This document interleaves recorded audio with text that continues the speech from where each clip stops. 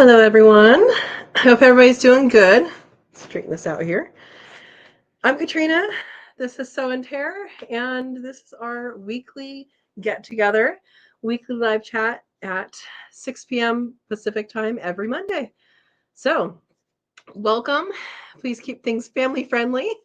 And we always start off with a bunch of hellos and highs in the chat. And there's a special topic of discussion pre-planned and somewhere in the middle. And we're here to answer good homesteading questions, have a good time, and talk about stuff.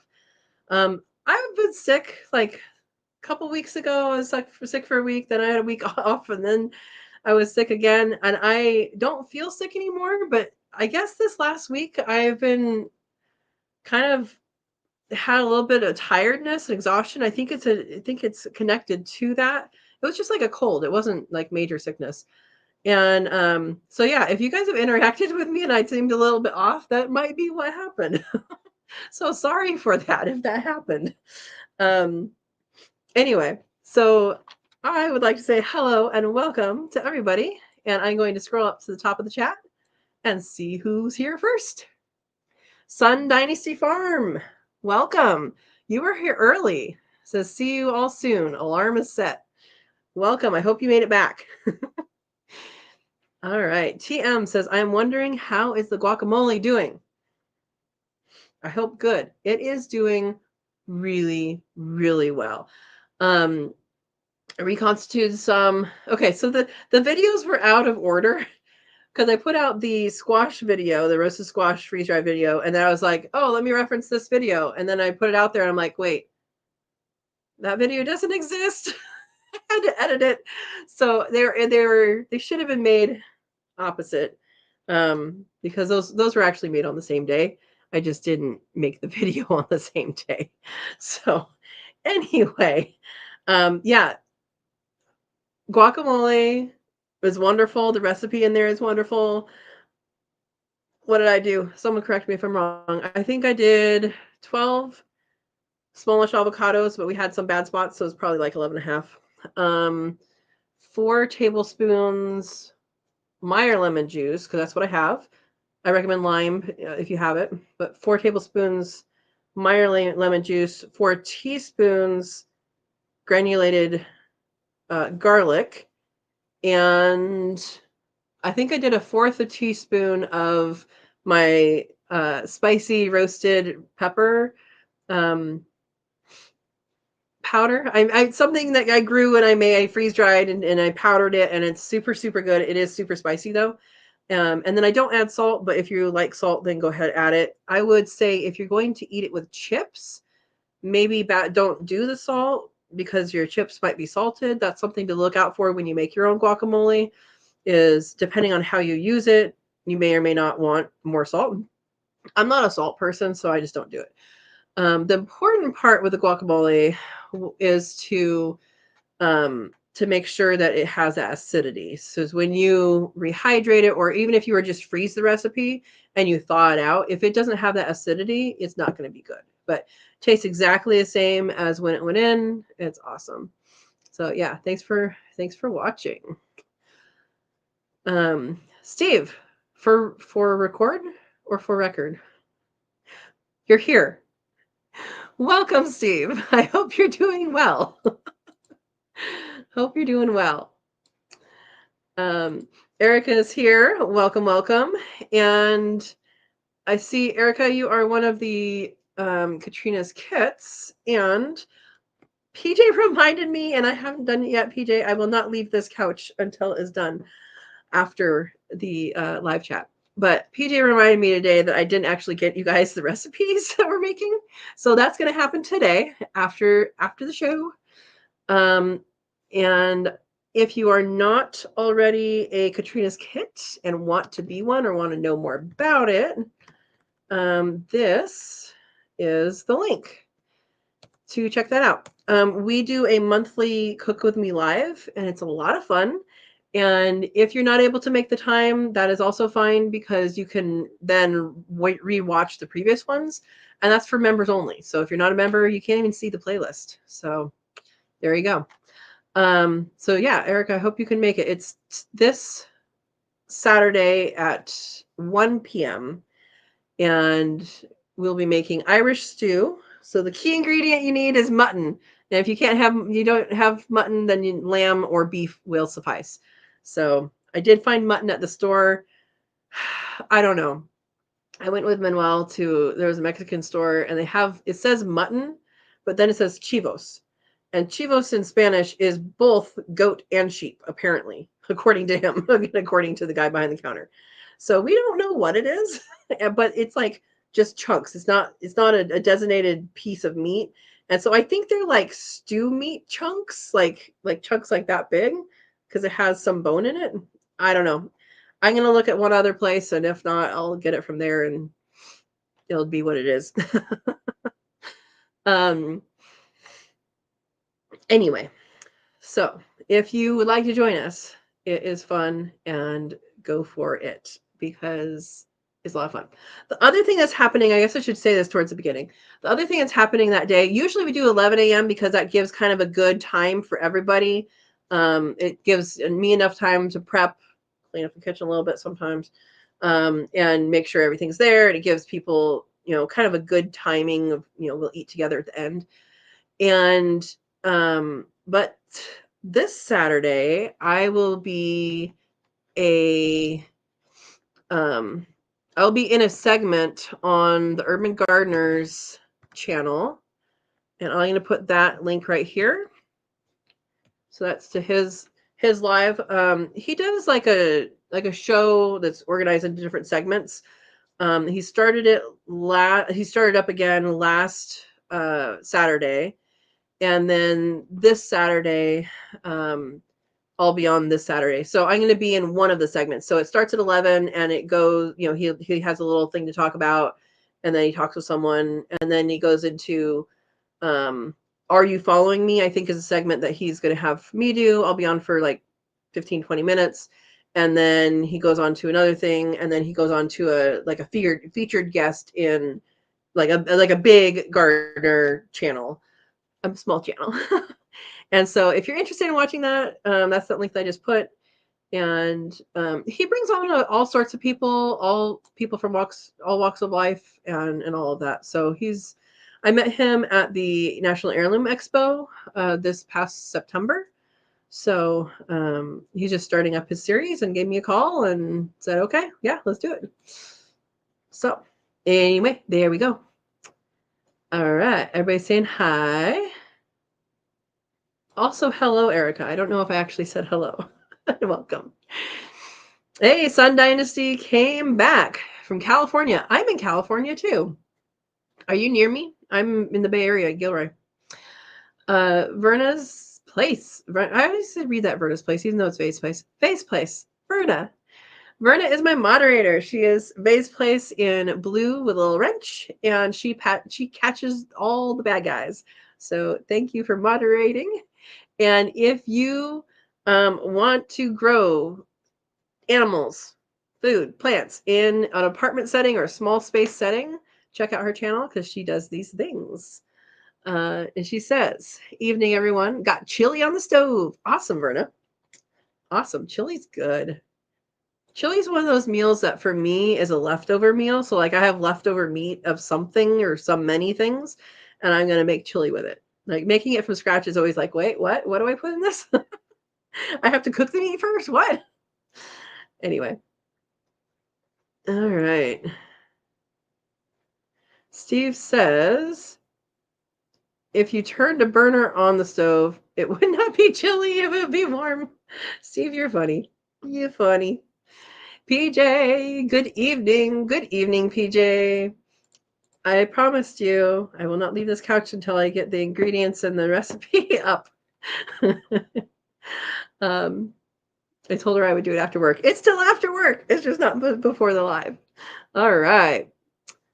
Sun Dynasty says, yay, yay. Andy Rabbit says, hello. Hi, Andy Rabbit. Hope you're doing well. Uh-oh. Steve says, I interacted with you last week and I came down with what you had. Thanks. Steve. Long distance colds, I guess, huh? Oh man. Yeah. Sorry. It's a weird thing that's going around. It's like just a regular cold, but then it hangs on and you just get tired and but it's not like you're not throwing up or anything. So hopefully you don't get that. If you did, it didn't come from me. All right. Oh, Andy Rabbit's sad. I can't find any more Dr. Pepper's Peeps anywhere. You know, ever since you said that, I've been seeing them everywhere. Like Walgreens has them. Should I even tell you these things? I shouldn't tell you these things. Oh boy. All right. Everybody's saying hi. Erica says, thank you. I've been looking forward to it. I guess that's forward. Yes, it's going to be fun. And there is no wheat unless you want wheat in it. You can thicken with wheat. And I think that's what people are often do. But if you want to thicken, you can thicken with something else. Oh, yeah. What are we making? What are we making for Katrina's Kits and Cook With Me Live this Saturday? We are making Irish stew. And it's awesome. And I already told you that for the mutton meat. But while that's cooking, we are also going to whip up some, what are they called? Meringue egg white nests. You don't have to say egg white when you say meringue because meringue is made out of egg white. I don't know. See, this is what I'm talking about. Some meringue nests and some lemon curd to go in there. And there we get our St. Patrick's Day and our Easter all in one. So there you go. There you go. That's what we're making. Buster says, hi to all. We'll be listening while at work.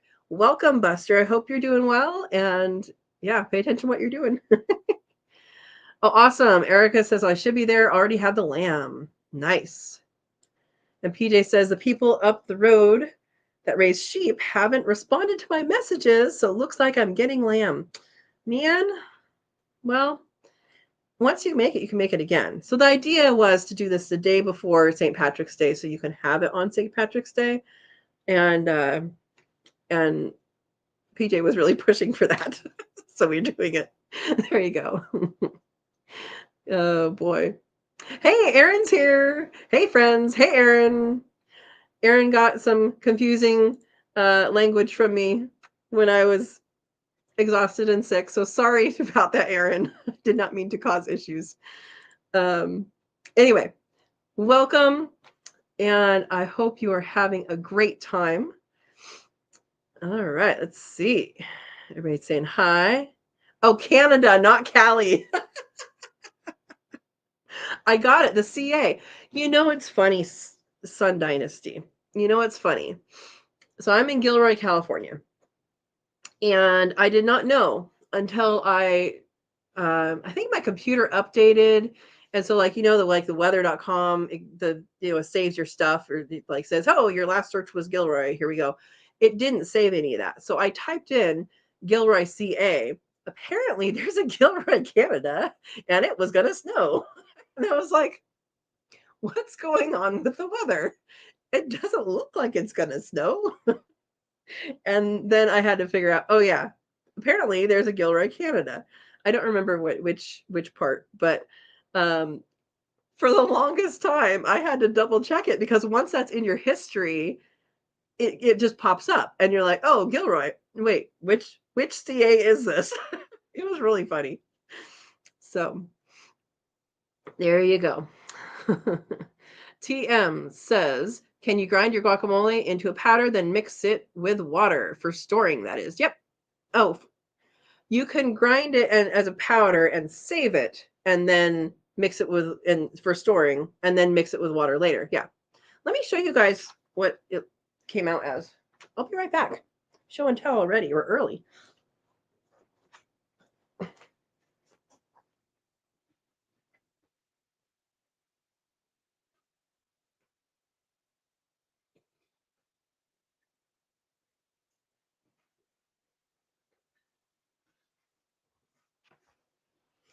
All right, so I did store some in jars and most of it is in Mylar.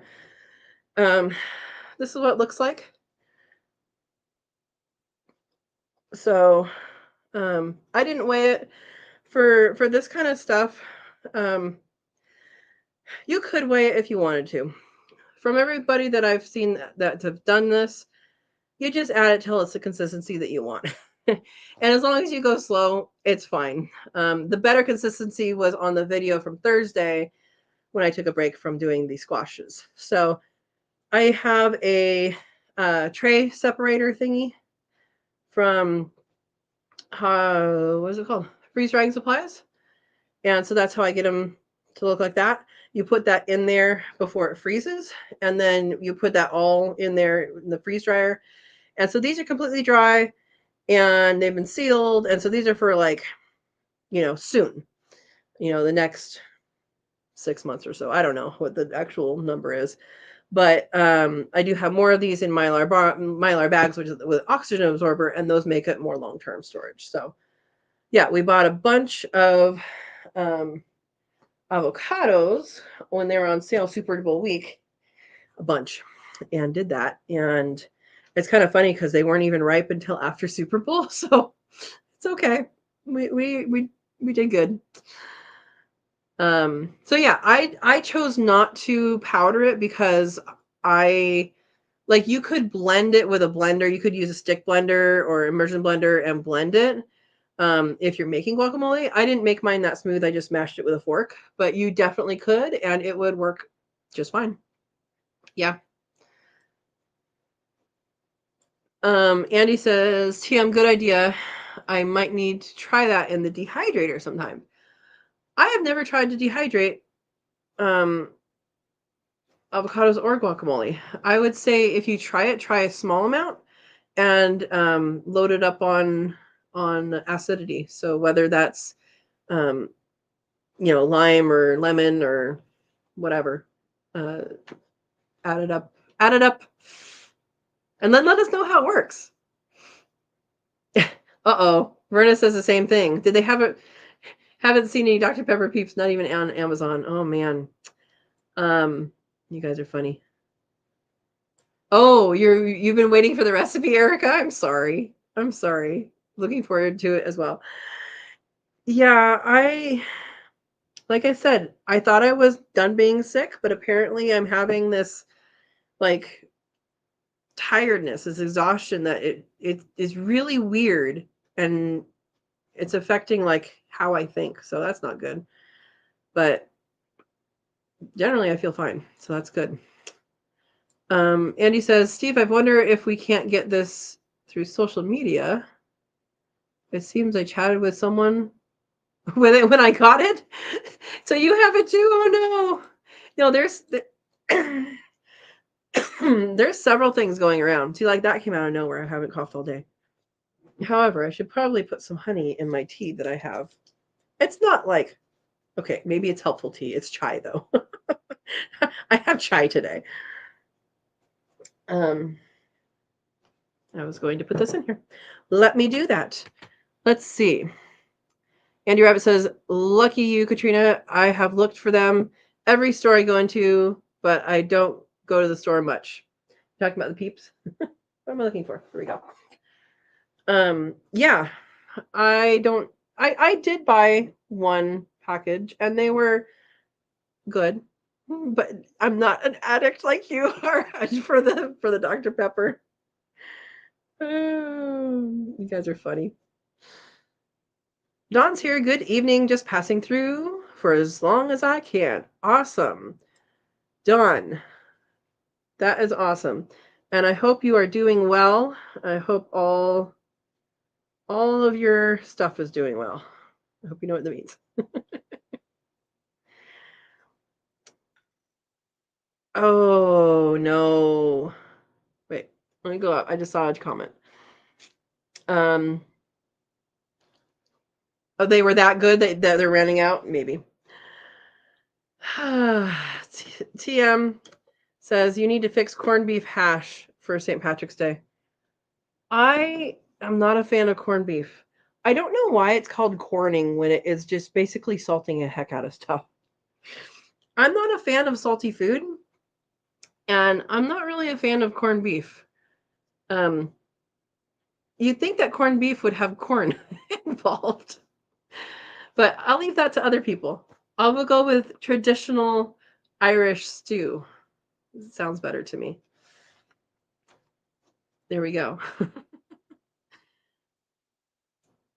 Oh, okay.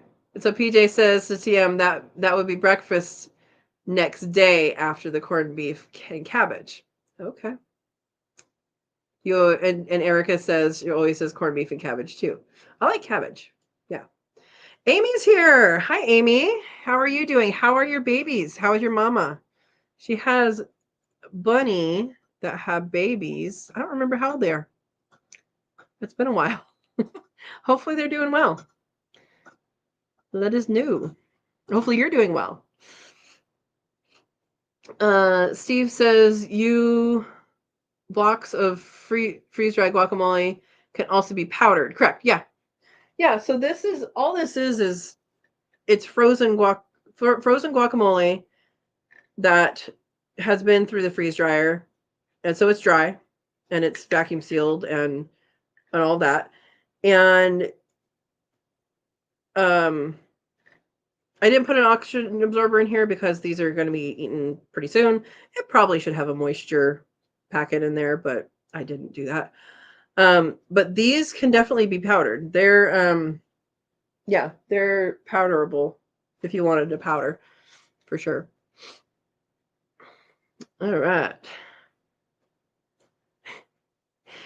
That sounds right for St. Patrick's Day, PJs and Erica, TM says. All right. Andy says, my son-in-law has the Mexican restaurant. I'm sure I can get somebody to try tomorrow. Yeah, there you go. There you go. Yasmin.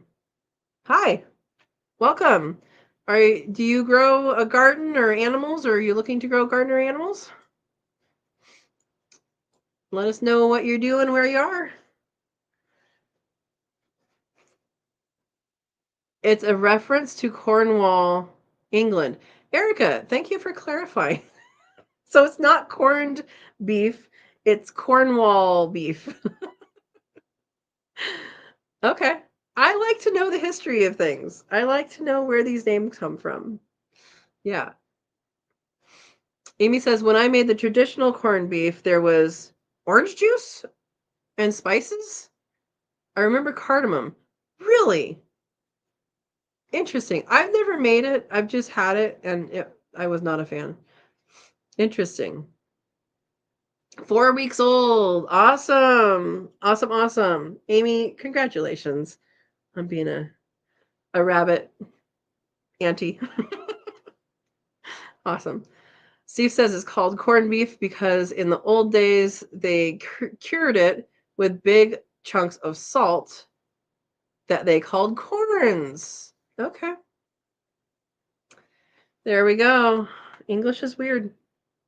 I understand why people have a hard time learning English. Because a corn can also be the thing on your foot.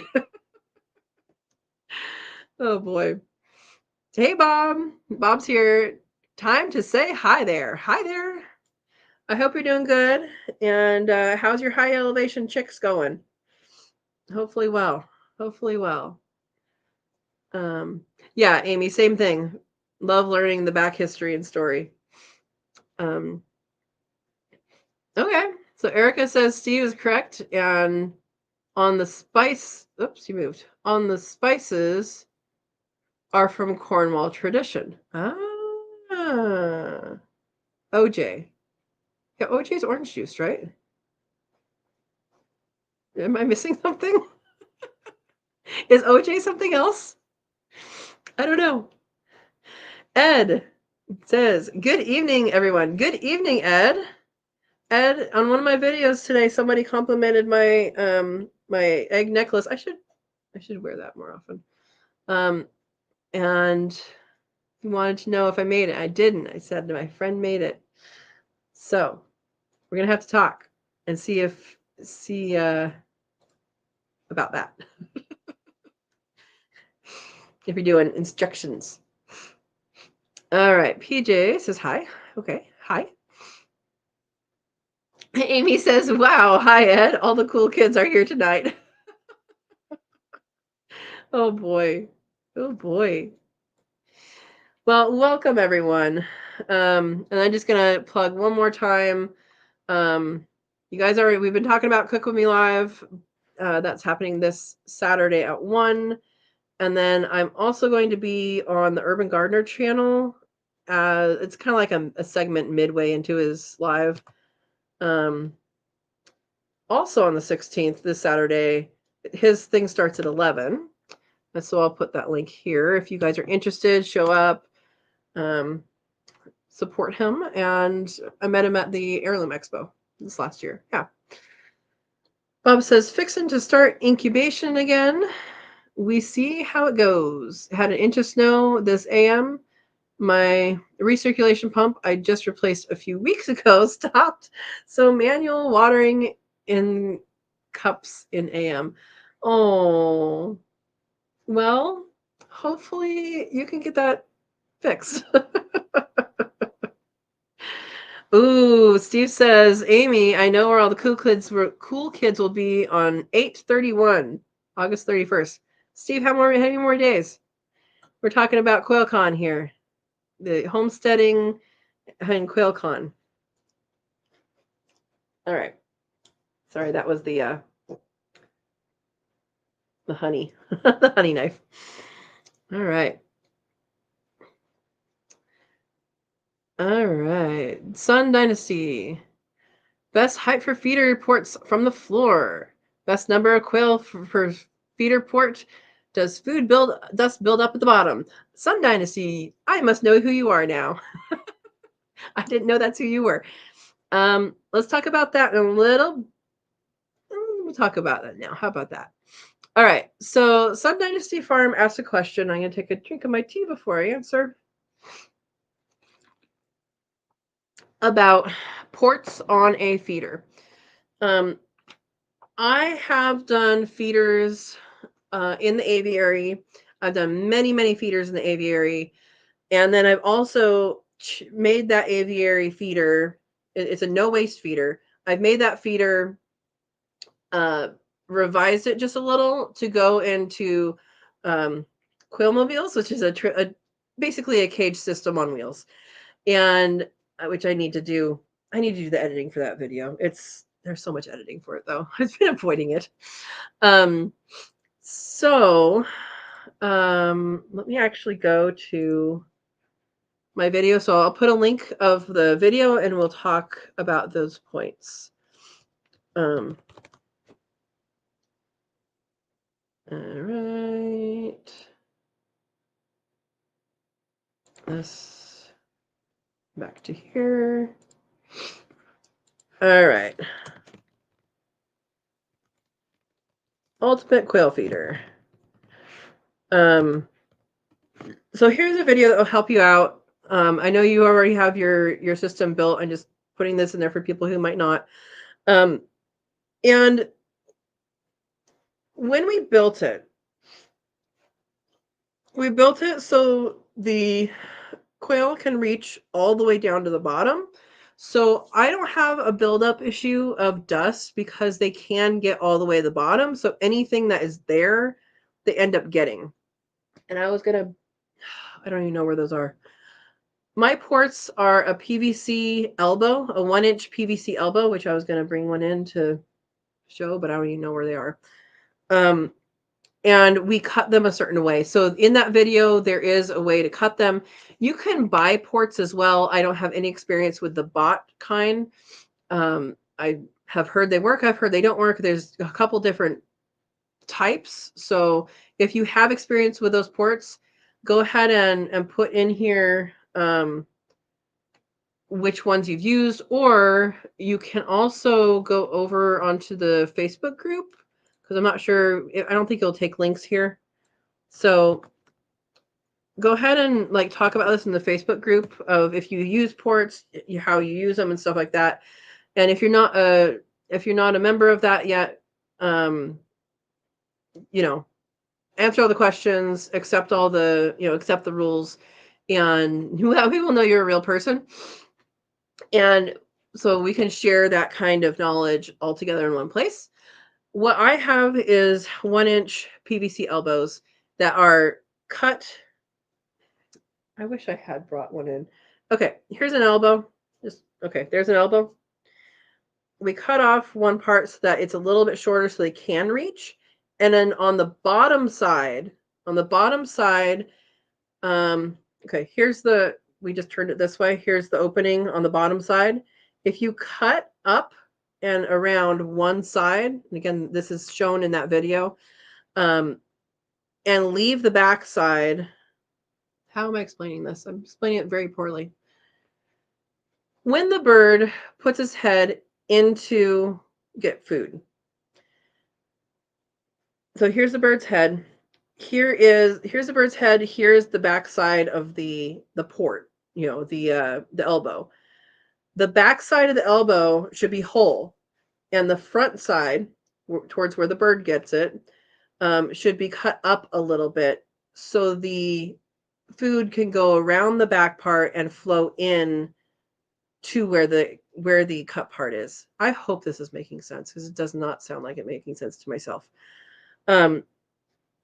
That way it all flows in there. So the birds are able to peck all the way down to the actual floor. We lifted them up off the floor by about that much. So the bottom of the port, I'm calling it a port. The bottom of the PVC elbow is about this high. I don't know how high that is. It's like half an inch, maybe, off the bottom of the floor, of the bottom of the container, is where the bottom of the PVC elbow is. So they can get all the way down to the bottom.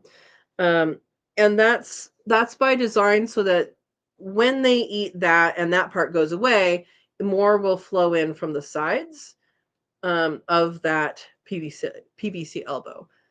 I may have to make a video about that. It's kind of when I did the video, I did it and I had it in my head and I explained what we were doing, but I don't think I explained the mechanics of how the food goes around it.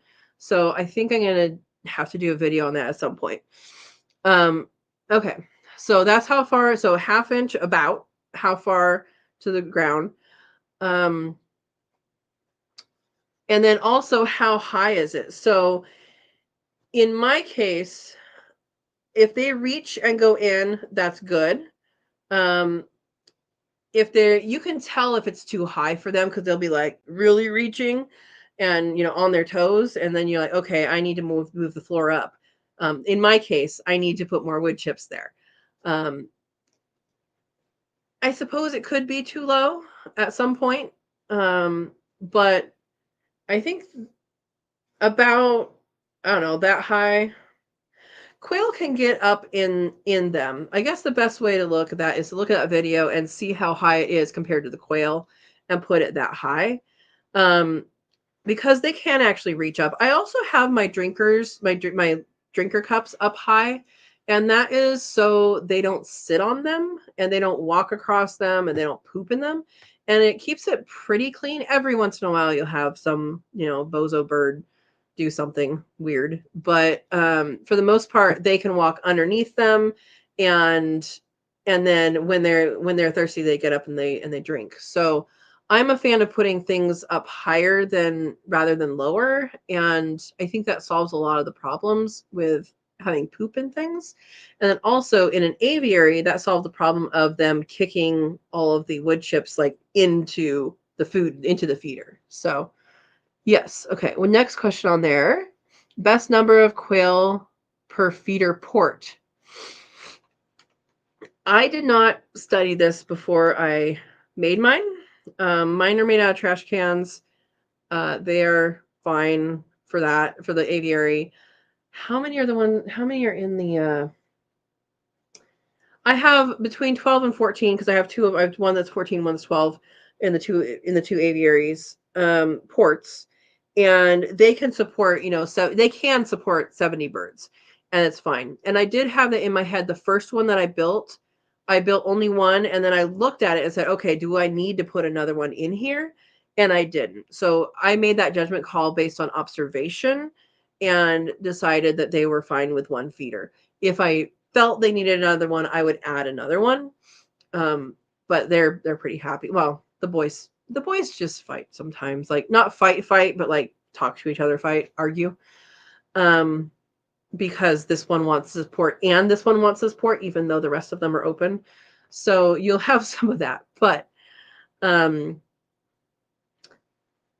the quail mobiles that I have, I don't remember if there's 4 or 5 ports in there. And it fits, I want to say it fits 15 quail.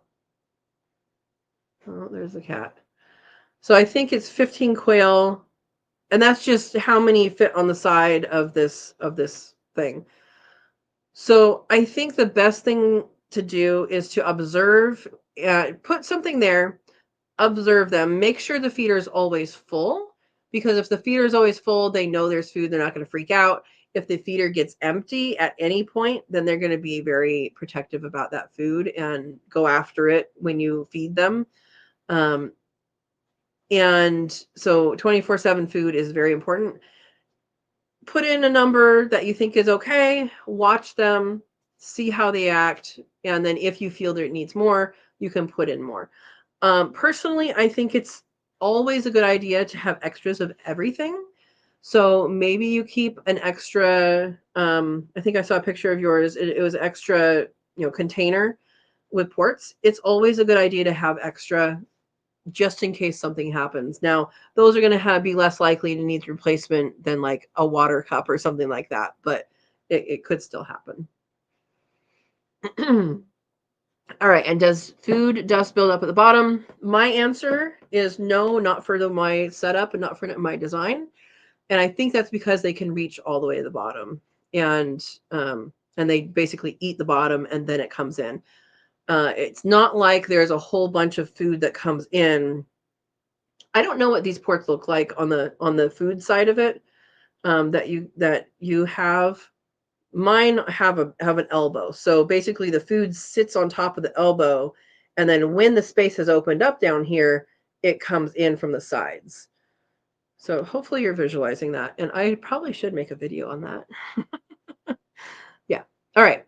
We'll see what other people say. And if you need clarifying, which I expect you might after that long explanation, I will do that. That was our topic of the day because he had a he had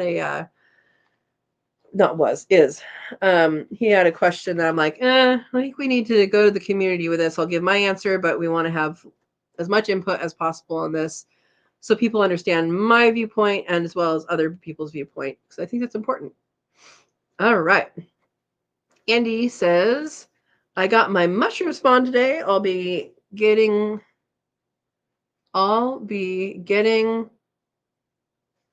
some of them planted in the next few weeks. Awesome. Yeah, I have a kit from last year that I haven't done. Do you guys think it's still good?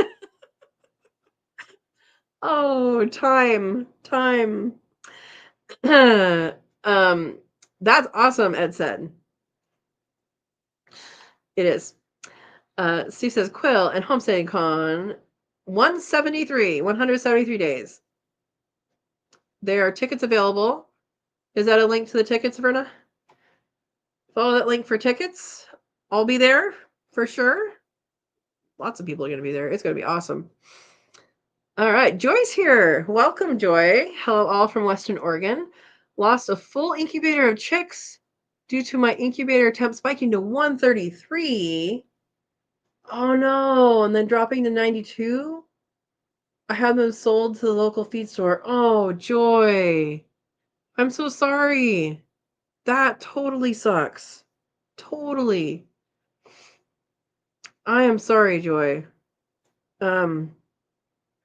Hopefully you could talk to the incubator people. I don't know which one you have, and get a replacement of whatever part needs to be replaced. The thermostat, maybe. It looks like it probably is it. Good luck, because that sucks. All right, Bob's dealing with Amazon for pump replacement, so hopefully we'll go easy. Man, people are having things break left and right. The faucet that we put in, it was the cheapest one from Amazon that had the little spray thing on it. Already started leaking through the neck. Like it has that, like, you can move it, flexible neck. So I also have to deal with Amazon soon. They have they have a lifetime warranty on it, so hopefully it's not an issue. I just have to remember to do it. All right. Amy says, maybe your recirculation pump needs to thaw out and it will be back to its old self. Bob, what do you think about that? Andy says, I yelled at my granddaughter for licking her knife. It's a butter knife. Oh boy. All right. Ed says, okay, I thought this was true, but I wanted to make sure before I said anything, Ed. I will comment that it's coming. I just wanted to make sure from you before I said that. So Ed is going to have instruction videos on Quail University as soon as he can get all the videos up. And I am also doing a course for Quail University on raising quail in aviaries. So that is awesome because Ed makes awesome stuff. All right. And Verna says, hey, Ed, that is great. I agree. Amy says, please share your no-waste feeder design description. I have feed everywhere. I have used Chris Karen's Tupperware feeder ports, J feeder. Chris Karen's Tupperware feeder ports. I don't know who that is. Let me see. Oh, Chris Carnes. He doesn't do ports. He just does holes, right? I think he just does holes. Chris Carnes. Okay. It's slightly rednecked is what you're saying. Yeah, I started with the Tupperware with the holes, and it's, yeah, so right above your comment, Amy, is the ultimate quail feeder. That's what I have it. I will share it again in case things are hard to find.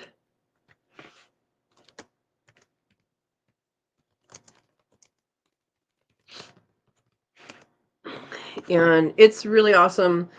And it's been working. I don't remember when I did this video. I did it. Hey, you know what? I can show you guys stuff. Ha! Okay. This. And get you to where that is. I can show you guys stuff. All right. Let me get there. I'm almost there. Hang on. Hang on. But still watch the video, okay, guys?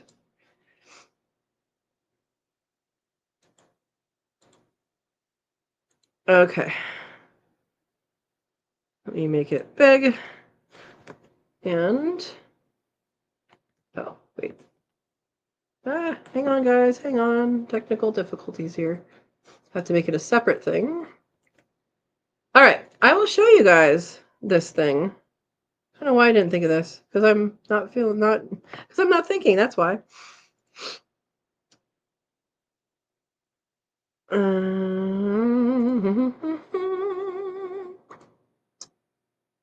Share. Okay. Let me make sure you guys can see this. Okay, you guys can see that. I'm gonna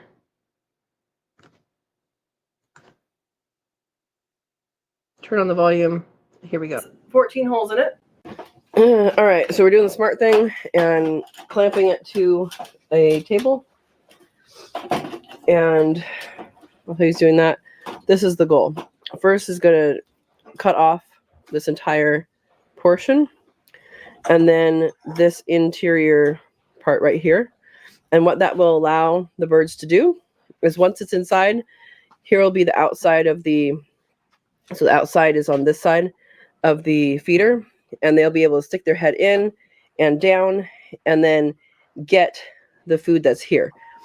Food will be sitting on top of this, and when it falls down, it will fall in around a little bit here, so they can actually get it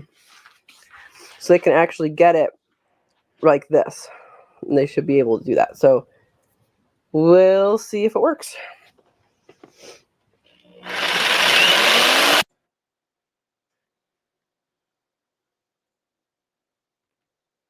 All right. So hopefully that made sense. It made more sense than me talking about it. See if what I said matches up with what I showed you right now. All right, I'm gonna keep reading. If we go back to that, then that is good, and we'll keep going, and it's awesome. There you go. All right. Sun Dynasty Farm says this video rocks. Awesome. Awesome. I'm glad you think so. Yeah. Baseplay says I think Dale's Quails has been 3D printing ports. That makes sense. I know he's been 3D printing the Chick Saver water ring things, and I think you're right. I think he is doing ports. I know he was doing something that lays down on top of J feeders too. I don't know, but Dale's Quail is awesome, and you guys should check him out if you're looking for that stuff. But I think you're right.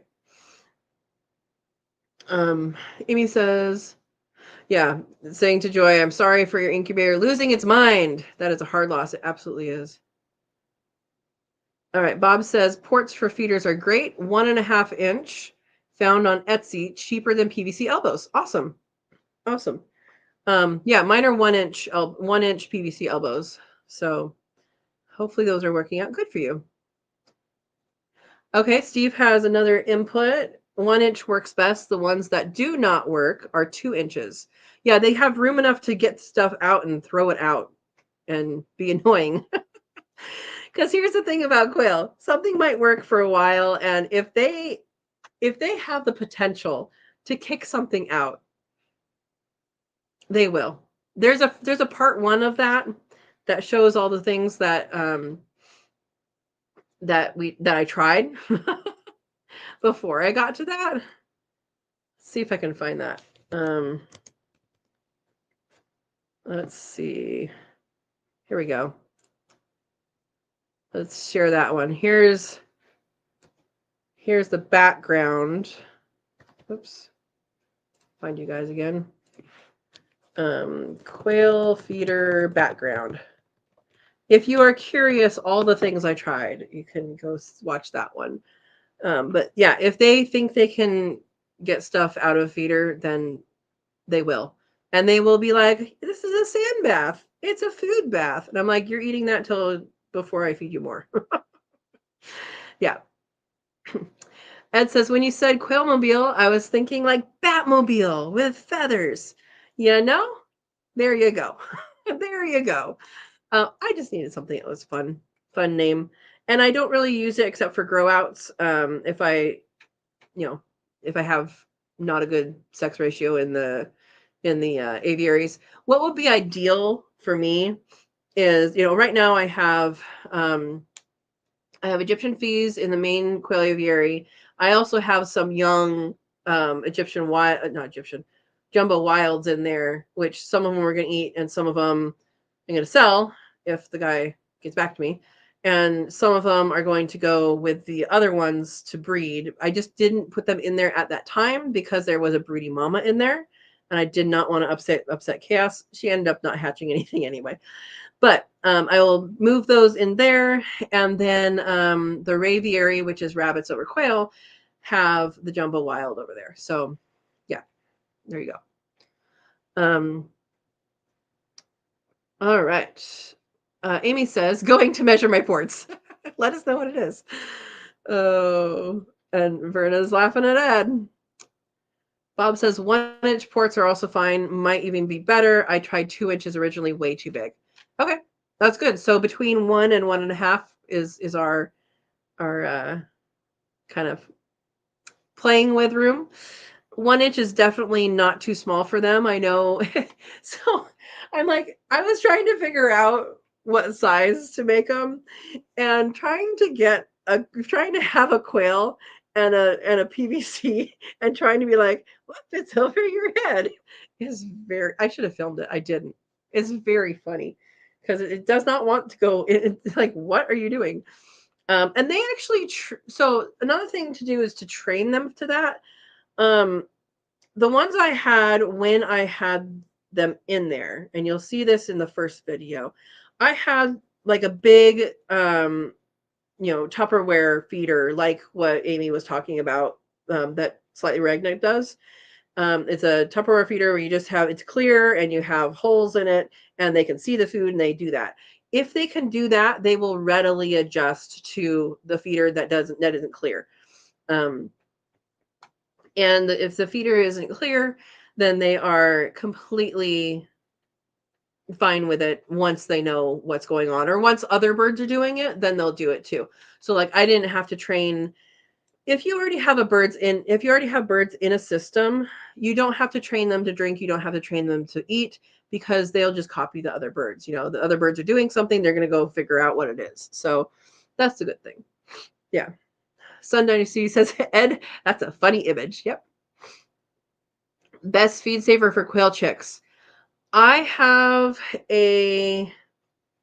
think Dale makes some things for that. So look up Dale's quail. Verna, can you find his link?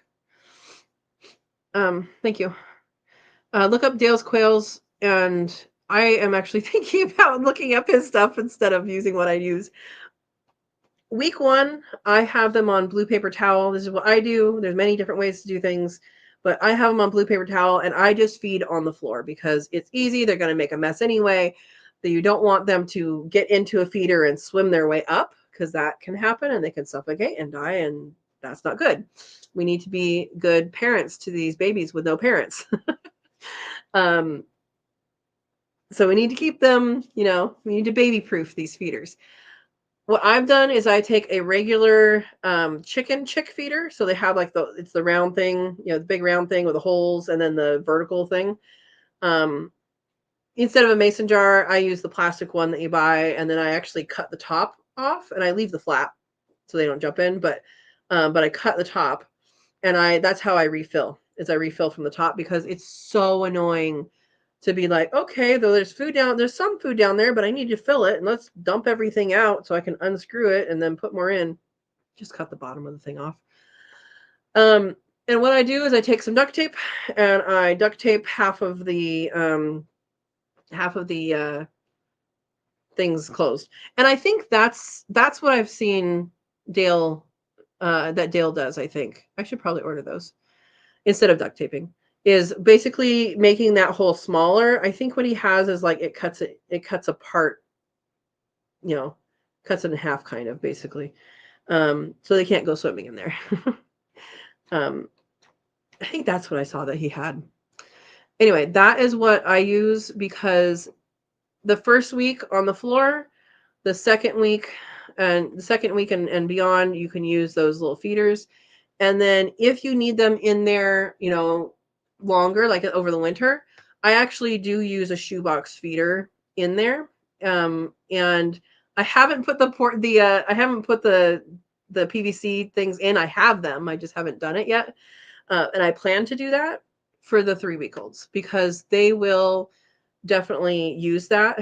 They'll use it at 2 weeks, actually, but at 2 weeks, they can fit through the hole that's there right now, because there are no ports. There is just a hole, and they do fit through there. So anyway, that is how I do it. Let's see how other people do it. Erica says I use chick feeders, and they don't make things go everywhere. Steve says I use a 13-hole plastic feeders as long as it is only filled to the level of the bottom and top connection. There is no waste. Interesting. If it's filled too much, as much as I can get it, then they'll flick. So you're talking about the long ones with the peak? I have some of those, and I've actually never used them because I've just seen so many people have problems with them. But it's all in how you do it, right? That's awesome. All right. What is that stuffed animal behind you with the mouth open? It doesn't have an open mouth. This is one of my badgers. I have another one down here for some reason. I don't know why it's not there.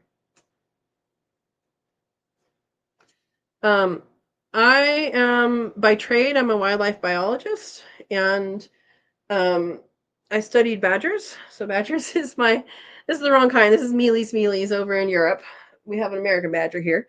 But people tend to give me badger stuff because I'm a badger expert in Central California. So there, now you know that about me.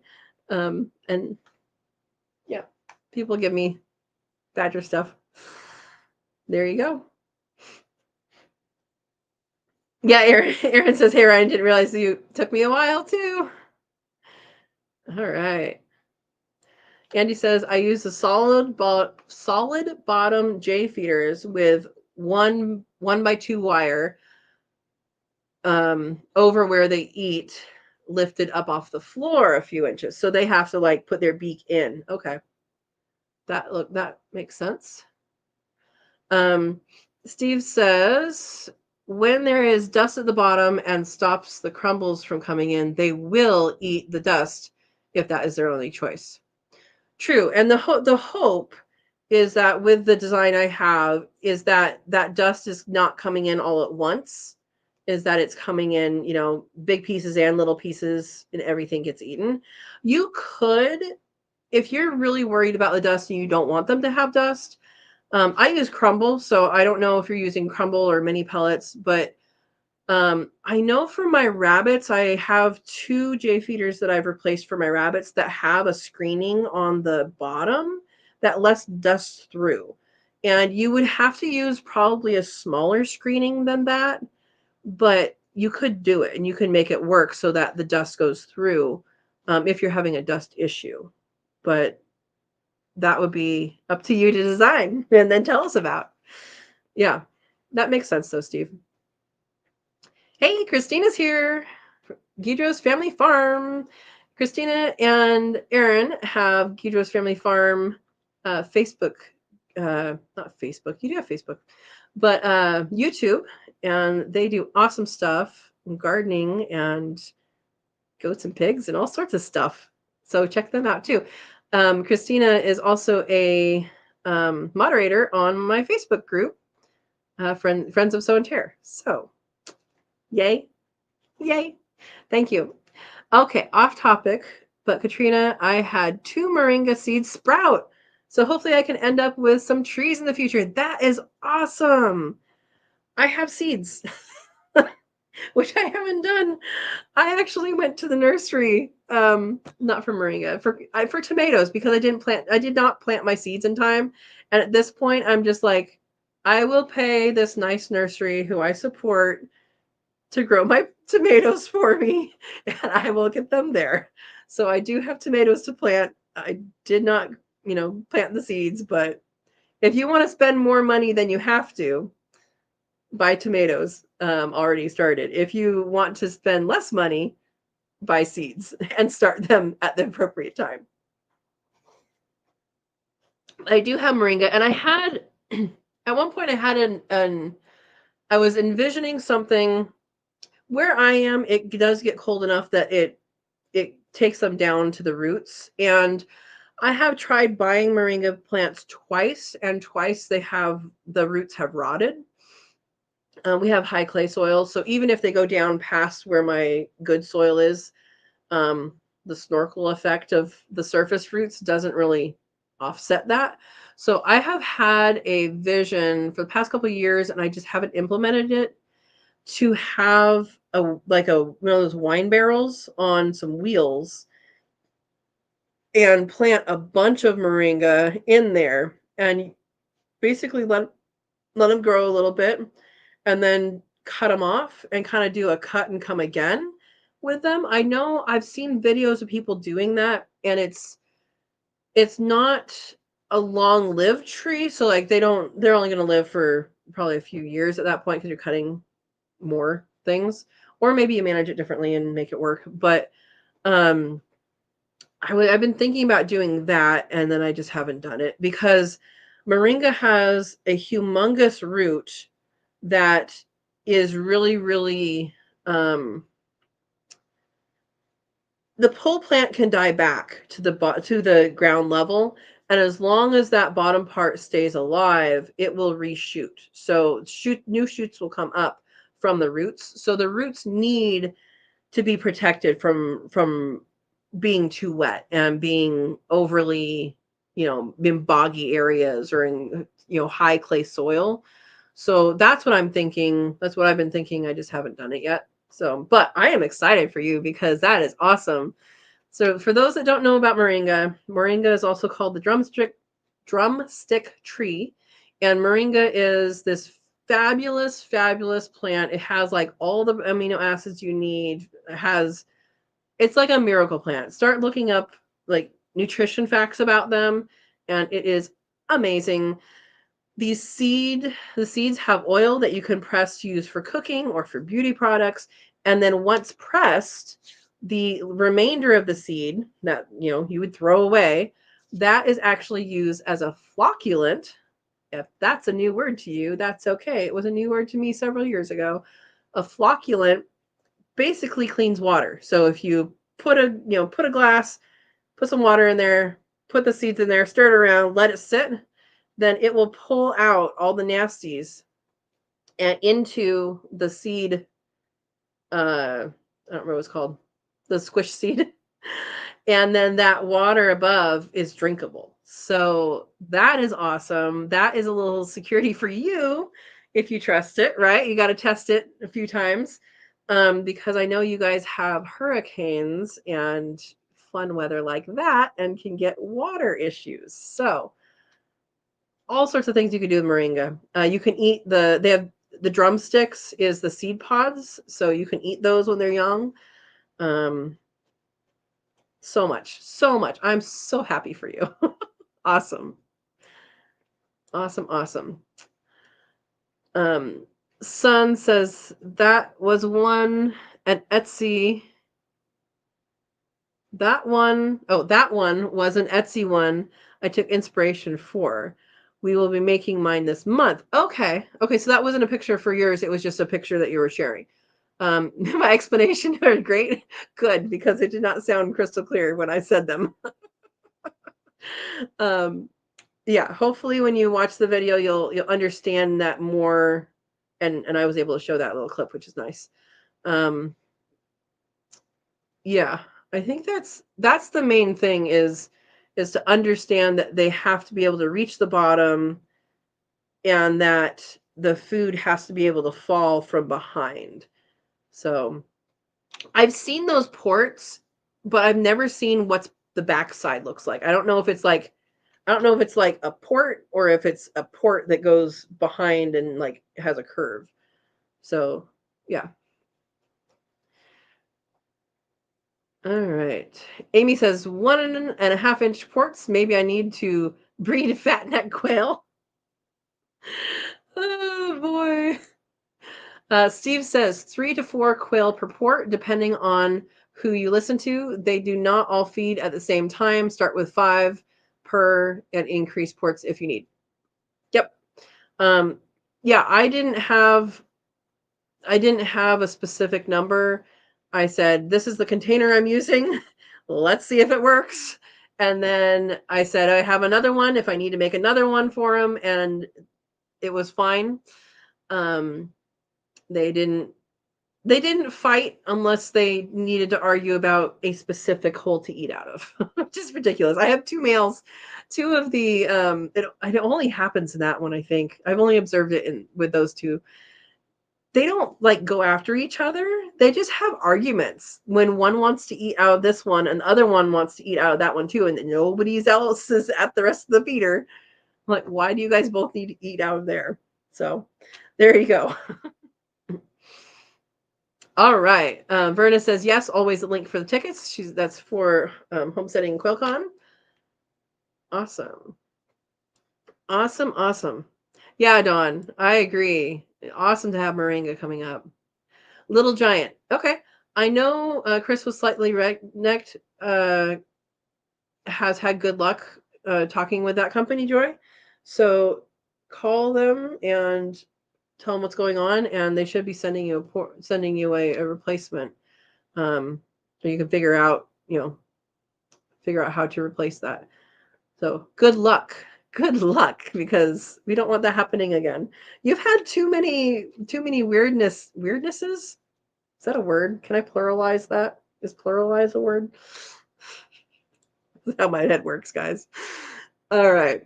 PJ says the silky eggs and second batch of quail eggs go into lockdown tomorrow. Yay. My quail eggs go into lockdown later this week. So we'll have new babies. All right. Uh-oh. Brenda says Amazon lost my order, my butchering and field dressing kit. That's not good. Hopefully they replace it. Sometimes places can be like weird about that, replacing something that goes missing. And I'm like, but you didn't get it to me. Yeah. Uh, Christina says, "Hey, Vay and Dawn, I'm in the background listening. Long day outside. I understand. It was a long day inside for me with work, working full time for random projects." All right. Sun Dynasty says, also off topic. We don't have topics here. We have a main topic of discussion that comes at some point. There we go. There you go. I planted mango seeds and they are sprouting. I'm in a cold climate, so I won't have a permanent place for them for a few years. Not sure how to keep them healthy till then. Ideas. I do not like mango.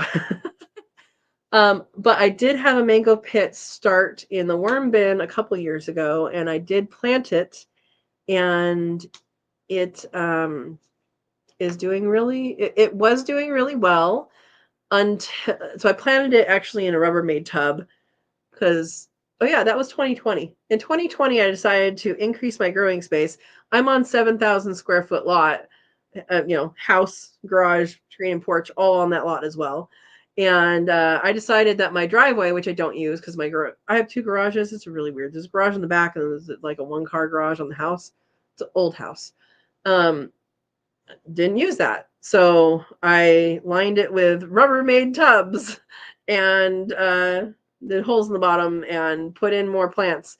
And that was the year that I planted my mango there, and it grew all summer. It got like that tall. And then winter came and it was gone. So my recommendation, plant it in a pot that has, a pretty good space because you don't want it to get root bound. Put it in a bigger pot, like maybe a 5 gallon to start. Pay attention to that, and then move it around. So make sure it's mobile so you can move it inside in the winter. Keep an eye on frosts. I don't know mango specifically because I don't enjoy it. Although I haven't had like all the specialty kinds. I've only had the kind from the store. It's related to poison oak, guys. Come on. I think. Maybe I'm making that up. But once a tree has reached like a 1 inch diameter trunk, it is much more able to deal with elements. So even if you're dealing with something that is maybe on the edge of your growing zone, you want to baby it, right? Treat it like a toddler for the first several years. That definitely can help it to be successful. Another thing you can do on those days that you're not sure if it's going to go, into the freezing, or if you're not sure if it's going to frost and it's just going to be light, is you can put Christmas lights. So not the little twinkle lights, not the LCD, LED. Not the LED lights because those don't put out very much heat at all. The regular little tiny twinkle lights for Christmas lights, they put out just barely enough heat to move the air. And when you have something like a sensitive like a mango, and in those kind of sensitive time periods where you don't want any leaves to die, right? What they need is either to be covered or have air movement. And I mean, you can put a fan on it if you wanted to, but putting Christmas lights will have just barely enough heat to move the air. Now, it's not going to work if it like full out just freezes, right? But it will help in those in between times where you're not quite sure what's going on and you don't really want to take it in and out and stuff like that. So that's my advice, is to make it mobile and maybe give it a parent plant to live underneath for a little bit. Give it a little bit more shade than, and by shade I don't mean like shade. I mean just like something over it that would protect frost from going down over it. Hopefully that makes sense. All right. Worm castings are always a good idea. Uh-oh, Steve's saying long day and no video, Christina. She's been busy. She's been busy. Yes, Andy, you are right. A butter knife can still cut you. Cut a piece of meat with one sometime. Yeah. Okay. Well, I showed dangerous things. That's probably the most dangerous thing you're gonna see on a live. Oh. Oh boy. Yes, and Gidros, Christina says, "Yay, PJ! Looking forward to hearing how they do." Awesome. Build a greenhouse and heat it with having quail in cages in it. Yeah, if you have that many quail, that would work, Verna.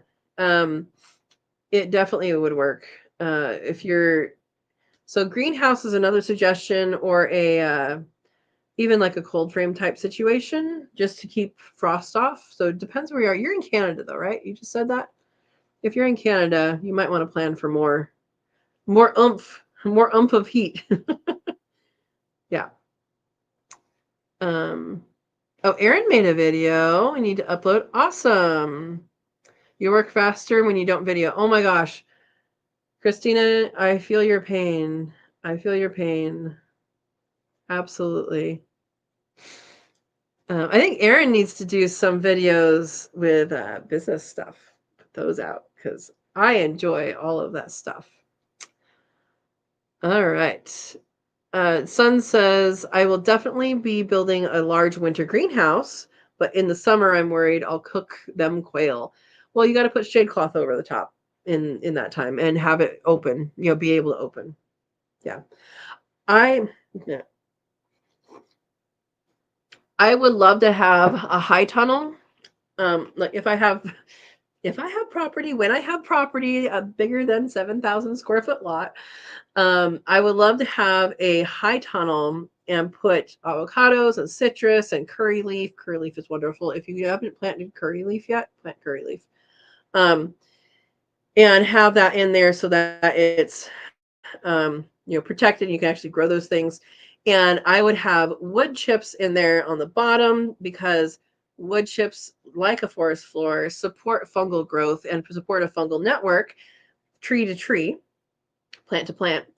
And I would love to have quail in there as just a natural ongoing fertilizer thing. And I would not max out the space. I would put, quail in there and yes, hunt for eggs every day, have an Easter egg hunt every day. But that would be wonderful. That's what I would love to have. Because I think that would be fun. I would also like to have like a little stream running through, like a recirculating stream. So you'd have that humidity be a little higher in there. I have plans, guys. I need location and money.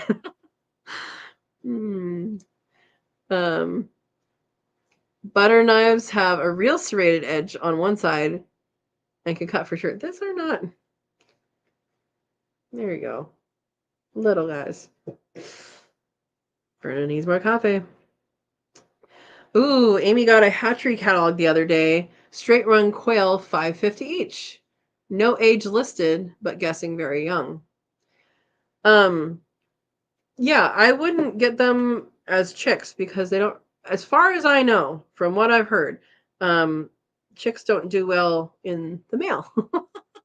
I know my Shire mails them, I think, at 3 weeks old.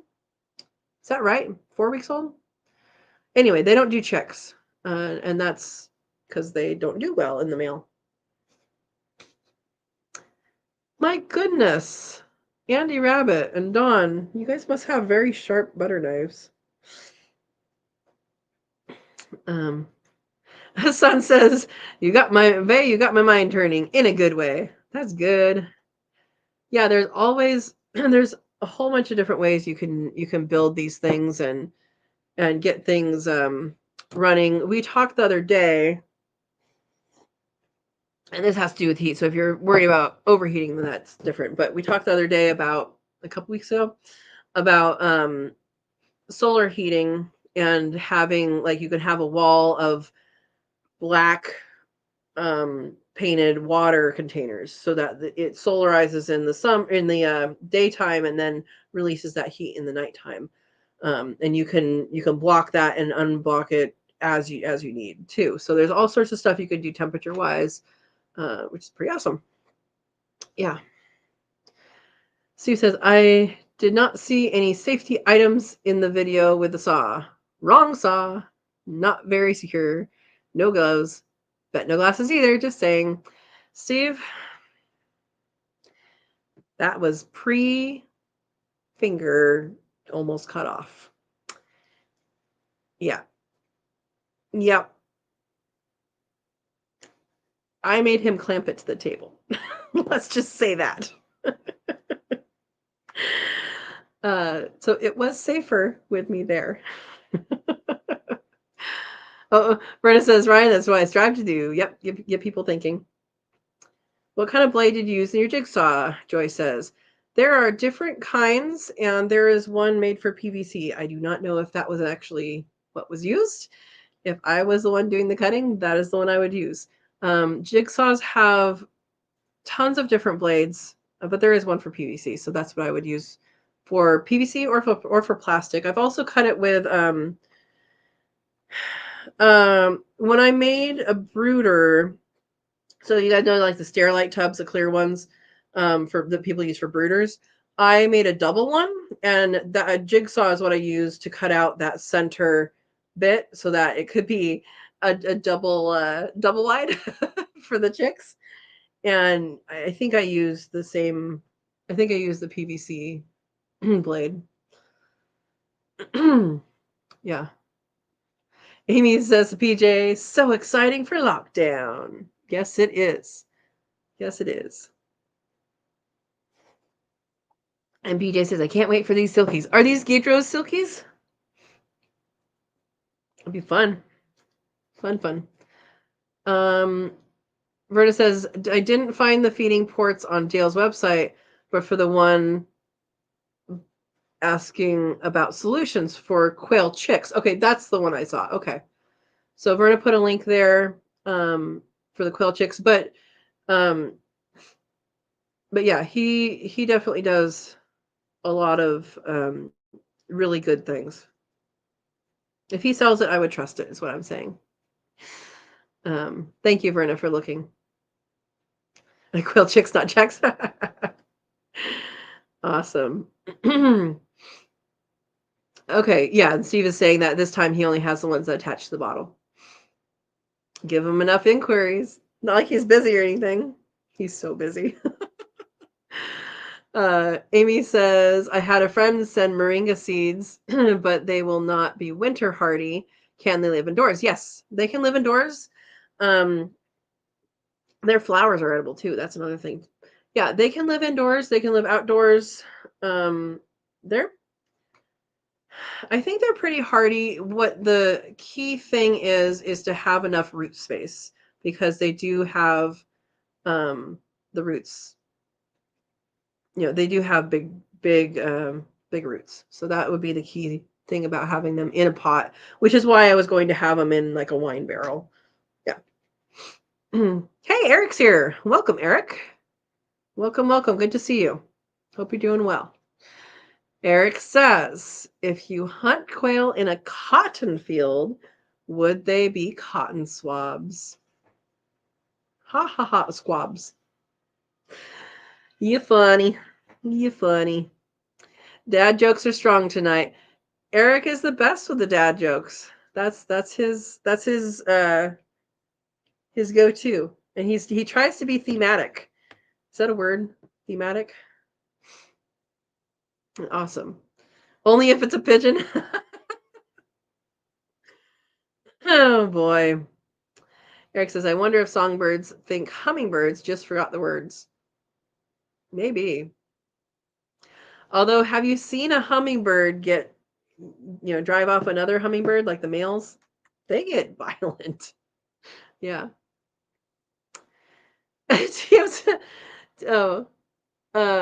Amy says, I quail at your humor, sir, to Eric. TM says, sorry about that. It was just a badger. It's okay. They're badgers. I think this is like the Wind in the Willows badger, and then this is I don't know what kind of badger this is, but they look like European badgers.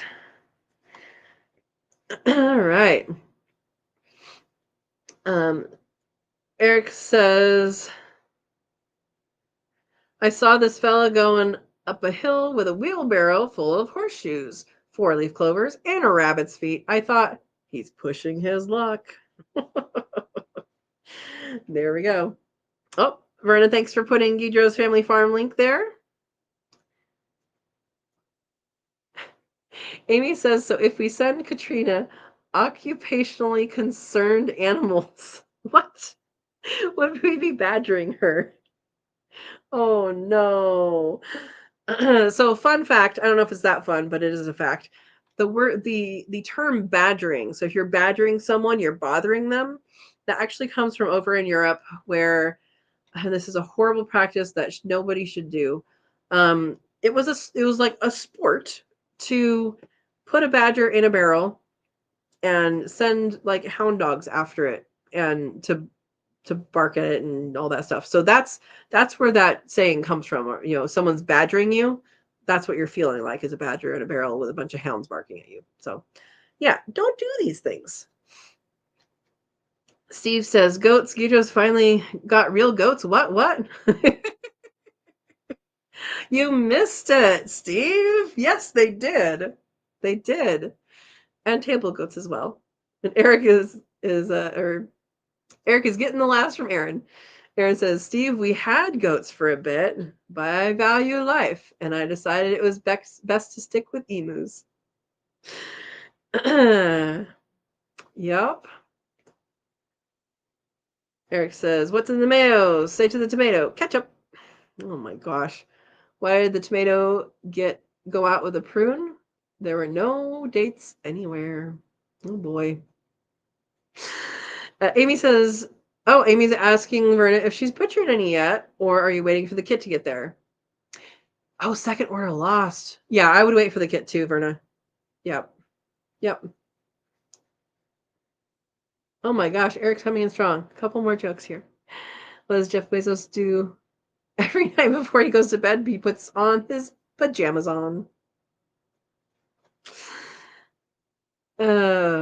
Ladies, if you can't appreciate your fruit jokes, you need to let that man go. Eric, I'm glad you're back. Joy says, I know, right? Include that in the weirdness that my Jeep had a wheel bearing go out at 10 p.m. and broke the axle, and someone ran over the tire and broke 2 of their tires' rims. Oh boy. So I'm borrowing trucks for my son and friend to go to work and in the barn do chores. I'm from the cart. Oh my gosh. Oh my goodness. Joy, maybe you need to get some sage and, and have your life saged. I don't know. Man, well, take a deep breath. Take things step by step, one by one, and hopefully that will be hopefully you're done for the year. Everything else will go well. Maybe you're just getting it all out now. Let's hope that's the case, right? It's done. Yeah. Yes, Verna. So not the LED, but old-fashioned Christmas lights. Yep. I don't know why I was having a hard time coming up with LED. Yeah, the LED doesn't put out enough heat to make like the air move around the bulb, but the old-fashioned Christmas lights, and do not, unless you have your own energy, do not use the big ones, the old big ones, because your electric bill will be very high. I did that once. Yeah, I did that once and was not sent a bill for a month because they thought it was a mistake. So of course I was still using them. And then I got a bill and it was humongous. And I'm like, what's going on? And so I called them. I'm like, what's going on? And it was because of them. But I argued the fact that, well, if I got a bill last month, I would have had the choice to stop using them or to use them differently or to put them on only at this time. And I actually did get PG&E to give me money back. It was a fight, but I'm like, you don't send the bill. I don't know what's going on. Anyway, you could say I could have checked the meter and all that, but here's my warning to you. Do not use the big ones without thinking that it's going to cost you. The little twinkle lights, they're not going to cost you very much. Yeah. Joy says, oh my God, Eric, you're on a roll. And Eric says, my dog ate a string of Christmas lights. The vet was able to remove them. He said my dog was delighted. Yeah, I think Verna's right. Eric can do a video on dad jokes. There you go. Andy Rabbit says, Katrina, when I lived in California, my friends had an avocado tree growing in their backyard. We used to play in growing up. Absolutely. And here's the awesome part about that. There's avocado trees planted all over. You can see them in people's yards. You can see them randomly in people's yards. The problem right now is when those were planted, those are old trees. The temperatures were different. The moisture was different. The seasons were different. The amount of water was different. Our climate has changed since then. So getting things started and past that infantile stage for a small avocado tree is much more challenging. Not saying it can't be done. I'm saying it's much more challenging than it used to be. So there are people that are starting to plant more of them now and being successful, but it's taking several times. My avocado is finally doing fine with temperatures and all of that. I went through a couple different varieties. I have a Mexicola now. That's one that's a little bit more cold tolerant. And it is it's doing good. It still haven't given me any fruit yet though. And I used to have a Little Cato, but a couple years ago, Little Cato is a variety of avocado. It did not make it because the water got shut off, and I don't know what I was doing. That was a weird summer. All right. Christina says, I know someone here knows, and I'm drawing a blank. What are the beetles called that clean the skull? Dermestid. I want to order some and cannot think of the name. Yep, dermestid beetles. You can catch them wild too. There's wild dermestid beetles that are around, and they like the pollen and stuff. Like they're really drawn to the pollen of the yarrow specifically. I've seen them on, and you have to be careful not to bring them inside. But yeah, dermestid beetles is what you're looking for, and you can keep a colony.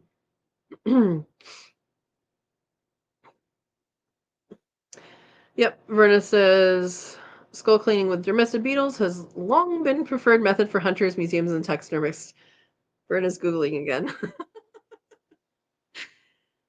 Why did the chicken go to the gym? To work on its pecs. Eric, you're on fire. Erica says, we have 5 vehicles. All of them are broken down. We are borrowing vehicles while waiting for parts. Man, I'm sorry, guys. Yeah, my mechanic is my neighbor. And so I have to bring it to the shop now, but before he had his own shop, I used to give him my keys in the evening, and my car would be in the same place I left it and fixed in the morning. But now he has his own place, and so I drop it off and all that. But it's nice to know your mechanic, and yeah, it's awesome. Oh, Ed, that's a Jeep for you? You've had bad Jeep experiences? Yeah. All right. Does anybody have any other input on the ports or port situation for quail and quail feeding or chicken feeding? So the same feeder that I have for the quail, I'm doing with the chickens because they keep on dumping out their stuff. But it's going to be bigger. So it's going to be a bigger hole. So that is something that I will do at some point when I have time. Anyway, so let's see. Eric says, my wife fainted on the baggage carousel at the airport. Thankfully, she came around. She didn't age, did she? Oh boy. Yes, Amy says domestic beetle for skull cleaning. I've also seen people use what is it called? Not black soldier fly. What's the other one? People use for treats. Why am I drawing a blank? See, this is what's going on. But I've also seen people use those for cleaning skulls. I don't know why I'm drawing a blank. Somebody tell me what I'm thinking of. They use them to feed, treats to birds and stuff. All right. Andy says, I can see that one. I had a nice 3-foot tall avocado tree that got a little cold one night and it was dead that fast. Exactly. Yeah, they have to get like an inch, at least an inch around on the trunk to be even close to that. So, I mean, it's kind of like with the baby quail, right? You put it in the environment, it's your responsibility to make sure that environment is good for it, right? Like using the quail ports or the quail, making sure the quail don't go up in the feeder when they're little. That's not on them. That's on us. They don't have a mom. I did have a mom. I did have I still have a mom, but but I had a broody mama that I brought into the brooder, and she before she passed, she parented. I called her Nana. She parented several batches of little ones, and it was amazing the difference of the behavior of the little ones, of the loudness of the little ones. Like if they started complaining, she's like, no, shush. And she would shut them up very quickly. So that I definitely recommend. So they did have a parent then, but other than that, you are the parent to your animals that you raise. You're the parent to the plants that you put in the ground, and they didn't choose to live there. You put them to there, and so the seed didn't drop and germinate in the exact right location. It we're planting things in places that are not expected to be. So babying something the first in the toddler years makes sense. It makes sense when you think of it that way. It's not just plant it and grow for a lot of things. For some things it is. Like I have parsley, even though I didn't plant parsley for like the last 2 years because my parsley that was in my green stock flowered, had seeds, and dropped seeds. I have seeds in the ground and I have seeds in my strawberry green stock. Not seeds. I have sprouts of parsley in both of those places. So there you go. All right. Joy says, Ed, I love my Jeep. Yeah, I haven't heard bad things about Jeep since, what was it? The Exploder? Jeep Exploder? Explorer. That was a long time, though. That was a really long time. Eric says, my son was doing history homework and asked me what I knew about Galileo. I said, he was a poor boy from a poor family.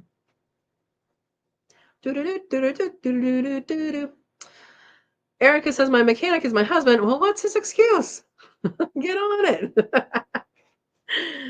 it. Yeah, Eric says, I'm not a mechanic, but I can make my car's check engine light disappear by ignoring it. It's funny. Mealworms. Thank you, Verna. Why was that not in my head? It should have been in my head. This is what I'm saying about being weird tired. Like, I don't feel tired, but I don't know, it's weird.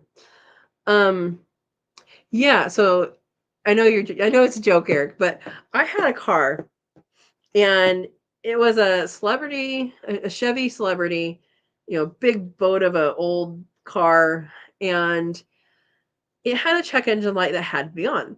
If the check engine light was off, there was a problem. And it was just kind of funny like that. Like, okay, we can ignore the check engine light, whatever. It's a little personality of old car, right? Old cars had quirks like that.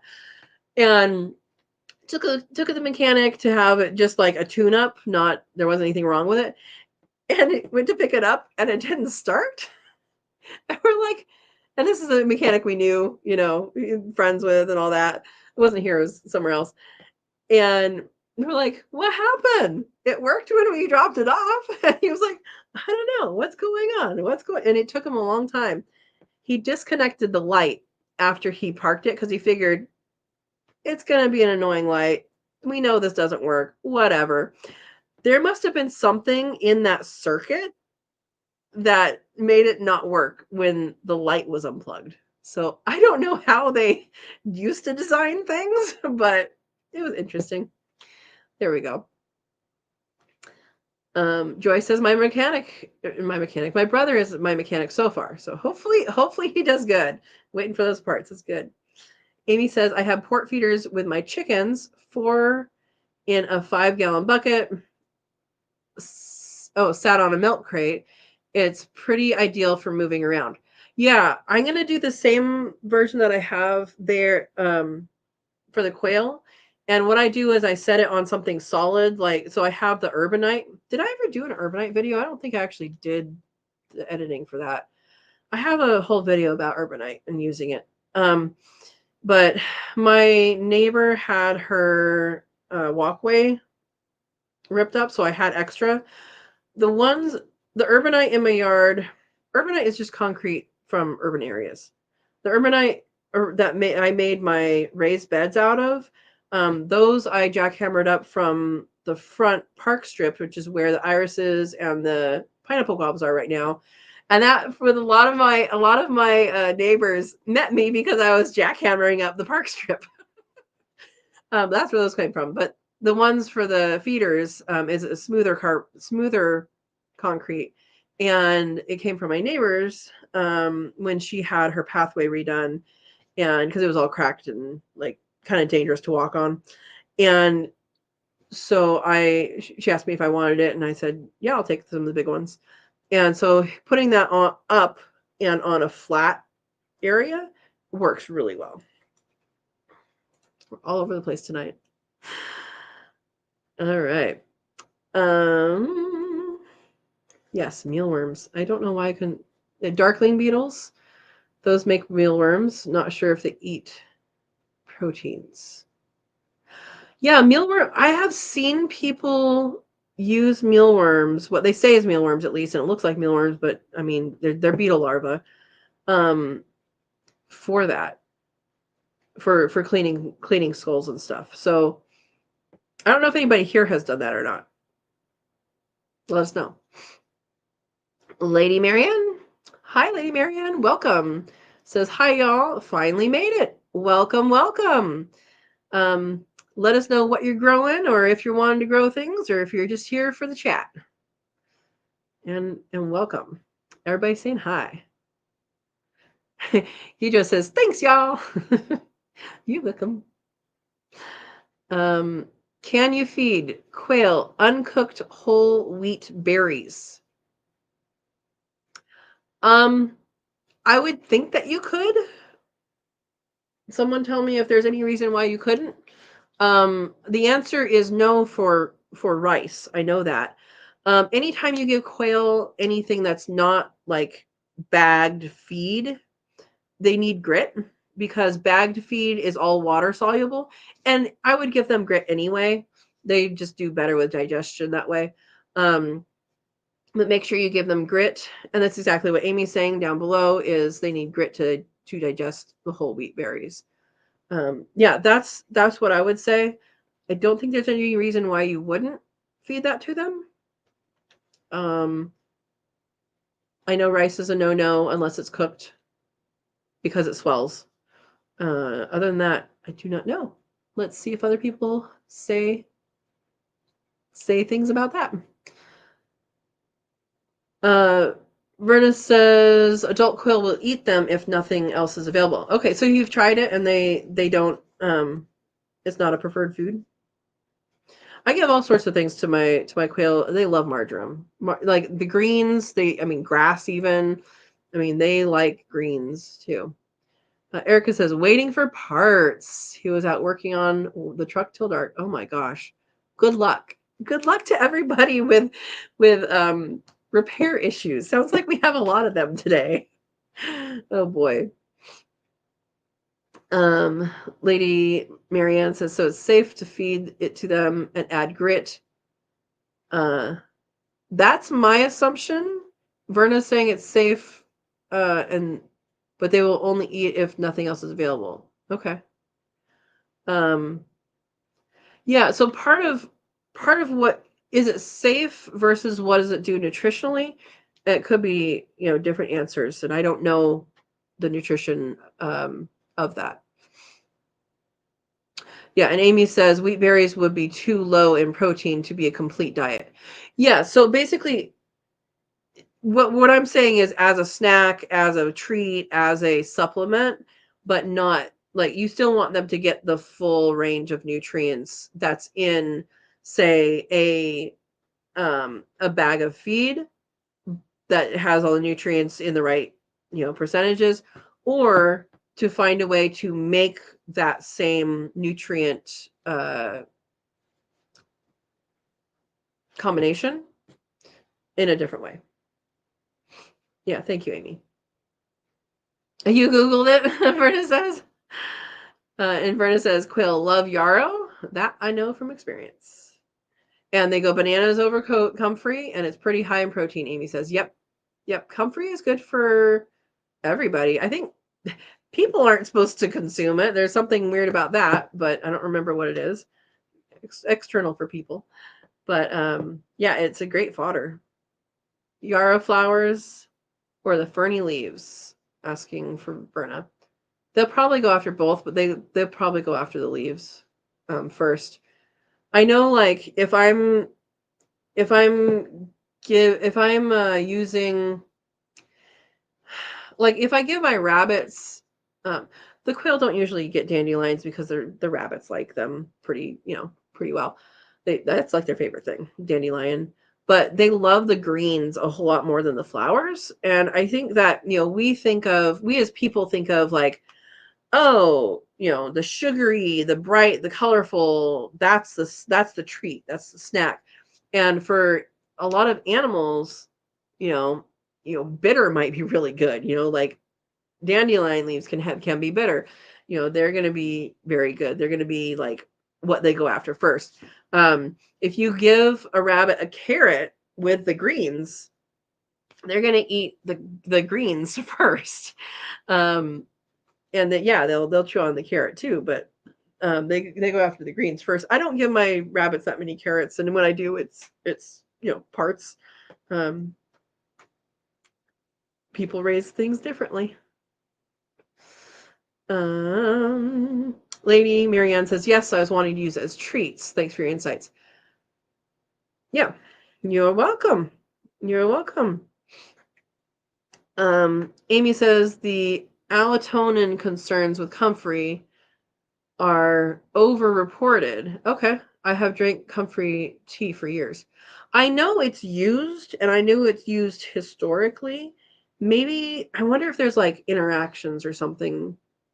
I have not used it internally. But yeah, I know the animals definitely, they go crazy for it. They're like, yum, yum, yum. Yeah. So, all right, I'm going to say this again because we have more and or different people on here. This Saturday at 11 a.m., the Urban Gardener is going to have a live chat or more like a live show that he kind of does chat in.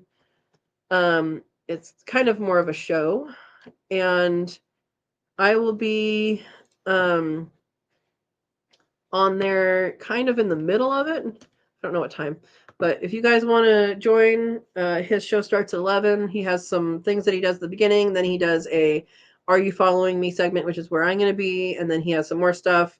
And then he has a features guest, which is like a big channel gardener. So I'm a lower channel gardener. And I met him at the National Heirloom Expo in September. So it's pretty exciting to be on there. And then after that, and those who are on here might know, hopefully I won't be late because I'll probably get off there, before that show's over. But if I am late, you know where I am. At 1 o'clock on Saturday, this coming Saturday, we are doing the Cook With Me Live. And if you want to join that, it's a membership, and you can, that's at 1 p.m. Pacific time. Here's the membership. If you're not already a member, go ahead and do that. If you'd like to join us, we are going to make Irish stew. The key ingredient is mutton. I will be putting together all the ingredient lists and all of that before I get my butt off the couch after the live. Mutton is the ingredient that is the weird ingredient, the one that might be hard to find. If you don't have mutton, lamb or beef will be fine. So that's a traditional Irish stew. And while that's cooking, we will also be making meringue nests with a lemon custard. Not custard. Yes, custard. No. What did I say earlier? Is it lemon custard? Lemon curd. There we go. Lemon curd. And it is going to be yummy and tasty and fun. And we are both doing St. Patrick's Day and Easter all in one day. So it's gonna be fun, and I hope people join. If you are unable to make the times, but you also wanted to see these things, I mean, they go on for a while. We're doing things together, we're interacting, and it's a whole lot of fun. But if you're unable to make the time, but you want to actually do these things, you can still join, and only members can see this playlist, and you can go back in time and watch the previous lives. So that's pretty cool. All right. I'm zoning up here. Going up. Base Place says carrots are not good for rabbits, can give them gas. I didn't know it could give them gas. When I give stuff like that, honestly, I've given them carrots just a couple times, and it's mostly people that, I brought these for the rabbits, and I'm like, okay, they can have this much, and I tell them it has, I tell them they can only have this much. It's like a candy bar to them. I just kind of go that route, and there you go. I didn't know I could get them gas though. I know broccoli, brassica stuff. Yeah. Amy says, how do I feed my mama rabbit greens without letting the littles get too much? I was washing bunny butts yesterday because they got too many greens. Oh no. When I give my mama rabbits greens, I give them greens. Like, I will give them a piece and they will munch it, and then I will give them another piece and then they munch it. That's how I do it. And other people I've seen, they put it so this wouldn't work the way mine are set up, but sometimes people have hutches. Not sometimes, usually people have hutches with wire on top, and like the 1 inch by 1 inch or 1 inch by 2 inch wire on top, and people will put it on top, like not in the hutch but on top of the hutch, and mom can stretch up and nibble and get a piece and nibble, but the babies can't reach it. So that's another option. Some people have hay baskets hanging inside that they can put things up on, again trying to get the babies not to get up. I have taken hay baskets out of my hutches because I had a baby get stuck in it, and I think it was a sprain. It looked like it was going to be a break. I'll actually put that video here because it actually gives an example of a recovery using massage and Epsom salts. And so here's one. I've done the same thing with quail for one because I needed my male. I just culled down to 3 males, and I went out there and I had a male with legs sticking out. like, okay, we're going to fix you. Ordinarily, I would just say, okay, we'll get another male, but I just called back. All right, so baby bunny sprain fix. Sure, we'll name it that. So if you're interested in that, you can look there. But yeah, I would either hand feed, or if there's a top of the hutch with the bigger holes, I would put it on top, and that way she can get that. Yeah. Tam says, do you feed out your rabbits to get the taste right? Good for you, that is. So I do raise rabbits for food, and the young basically get mostly a diet of pellets. I mean, it is a complete meal. It is a complete dietary. It does all their dietary needs. They do get fresh stuff. They do get some hay, but I don't know, 98% of their diet is pellets, and that's what they get, and they are pretty happy to get it, and they're extra happy when they get some greens. But I do not give them a whole lot. If I had a different property, what I would do is I would pasture them in, those mobile hutches. And actually, I would do that in my alleyway right now. We have clover back there. Well, I say clover, it's burr clover. But we have some stuff back there that's actually good for rabbits, but I would have to be back there watching them the whole time and get questions about why are there caged rabbits on there, and I just don't want to deal with that right now. I will, however, grab some of that and bring it back to them. But if I were to do it that way, I would do that if I had a larger area, and that would likely make the grow out time longer. They're 8 weeks today. I still need to weigh them today. I might do that tomorrow. I haven't weighed them yet, but I was going to weigh them at 8 weeks. And so they would probably take longer to grow out. Right now, in the past, I've processed at 12 weeks old. So I'll see how these guys are. They're different moms, different dads, so I don't know how they grow out, but 12 weeks would be the max of when I think would do that.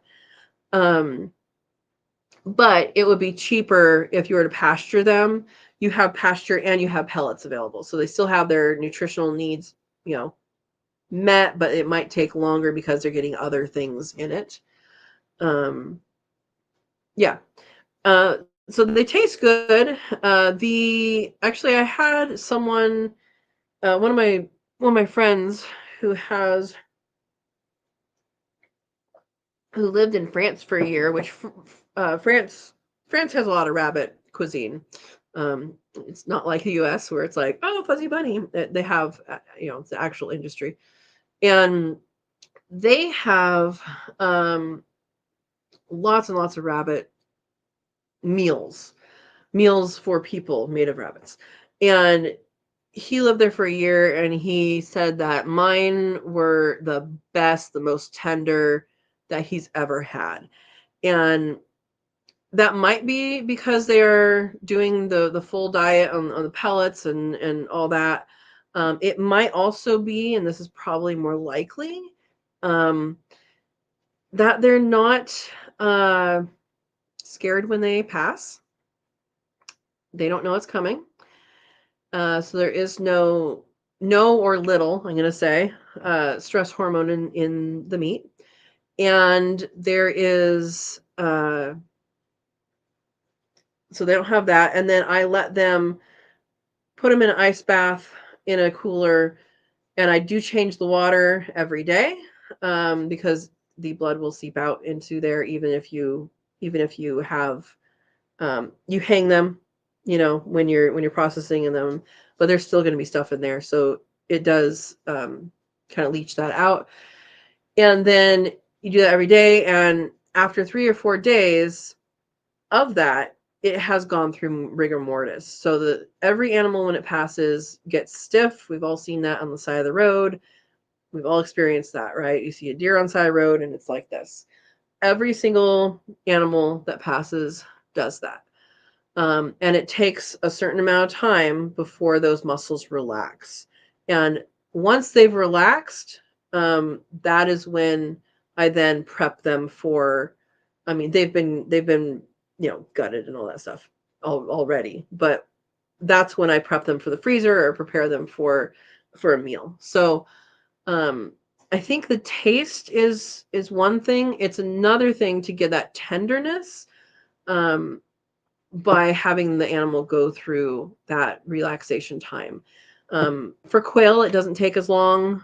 They're smaller animals, it doesn't take as long, but for rabbits, it's like 3.5 days, I think, or close to 4 days is when I see that go to relax.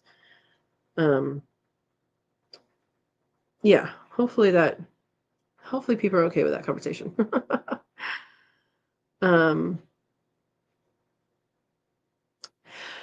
Verna says, your Cook With Me live is right after my live. LOL. An hour afterwards. Oh, I thought you did yours earlier. Oh, is it? Usually, so at 1 o'clock? 1 o'clock. I thought you're usually earlier than that. Sorry. Verona's asking, Katrina, will your meringue use chicken egg whites or quail egg whites? I don't know. I haven't decided yet. We have 2 chickens laying out of 3. One of them finally decided to join Rexy, who has been going for the last 2.5 months. Yeah, I don't know. I'm gonna decide that later. I've done both, and they're both very good. Yeah. I don't know. We'll find out. Watch to find out. And Vern says, yes, Katrina, that is how they do it. It is the amount of carrots that is important. Yeah, if it's too much, that is bad for them. Yeah, exactly.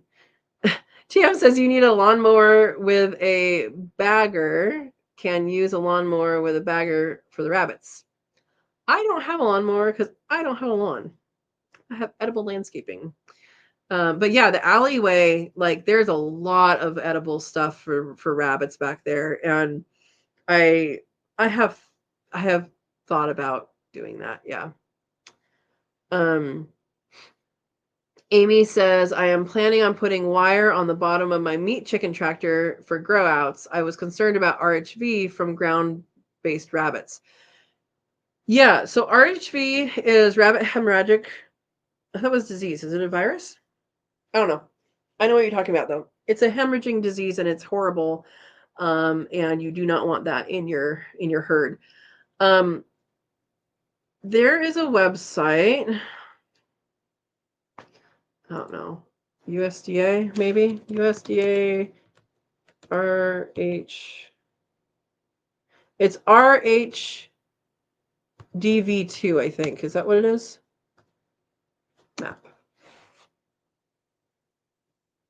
Yep, that's what it is. RHDV2.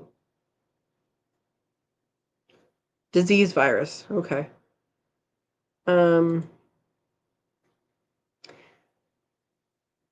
I'm just going to put this link here.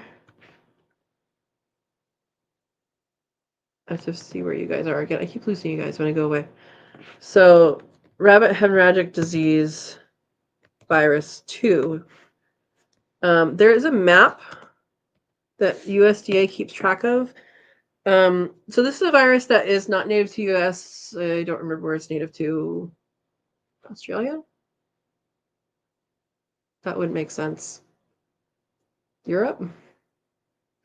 I don't know. I don't remember where it's native to, but it's not native to here, and it's something that has been spread, I believe, by the meat/pet/showing trade. And it's now in wild populations, and it's really, really deadly. So I would check that map, Amy, and see if there's anything near you, and then maybe even call your extension office near you and see if there's any information, and that will confirm what you're doing or can help you make that decision. Yeah. Verna, I use a hopper popper, and I use that because it came with my rabbits. So I actually bought the whole setup from a 4-H lady. She had just graduated high school and moving on into the world. And so for $250, it was super cheap. I got 3 females and 1 male breeder. The 3 females have since passed, they got older. And then Parmesan, the male, the buck, he just went to his retirement home, which is tomorrow's video. You guys see how happy he becomes. And I've been there since and checked in on him, and he's doing really well. But that is that came with it. So I got basically those the breeders, their hutches, a trash can full of food, a bale of hay, some processing stuff, a processing table, the hopper popper, and the little leg thingy that holds it. If you're going to do hopper popper, I recommend that. However, I don't recommend the price that they sell it at. If you are handy, or if you know someone handy, you could totally make that yourself out of rebar or something else. Personal opinion. If you want it easy, do that. And then the follow the hopper popper people's say that fast instructions on height for that. And I found it to be a really good method. It's like using a cull board. It's the same. It's cervical dislocation, so it's the same idea, but yeah, there we go. Yeah, Amy also interested. Verna says, hour after you end my... Okay, I was getting confused. There we go, Verna. Erica says, I've put quail in the pan immediately after cleaning them. They don't have to go into rigor. Oh, they don't have time to go into rigor before I eat them. So that's the other way of doing it, is basically avoid the time during rigor mortis. There we go. Yeah. That's a better way of saying it, I guess. But sometimes it can set in pretty quick. Like sometimes it doesn't, and sometimes it does. I don't know why. Yeah. Lady Marianne says, by the way, Katrina, thanks for your chayote squash video. Loved it. I had planted some 2 nights before, and come to find out my dog ate all 6 seeds I planted. Needless to say, he earned the doghouse. So you planted just the seed? I've always planted the fruit, and you only plant it halfway, and both of them are growing really well. They're growths, vines, whatever it's called, have changed color. They're getting more darker with the sunshine and all of that. So I think the roots have actually gone into the ground and getting new nutrients and all that. And where I planted them was actually the compost from the Rackin' House, which is the chickens under rabbits. So that's pretty cool. Pretty cool. You're welcome, Amy. TM says, you just bought her out, I'm guessing. Yeah, I saw it on Craigslist, and I was like, I'm doing that. Because I had, if you want to raise meat rabbits, you do not need to get practice rabbits. I decided I wasn't quite ready for that level of step, that dedication of that end step. And I really wanted to learn about rabbits first. You don't need to. They're not hard to work. They're not hard to tell what's going on. They're pretty easy to, they're easy to handle once you know how to handle them and all of that.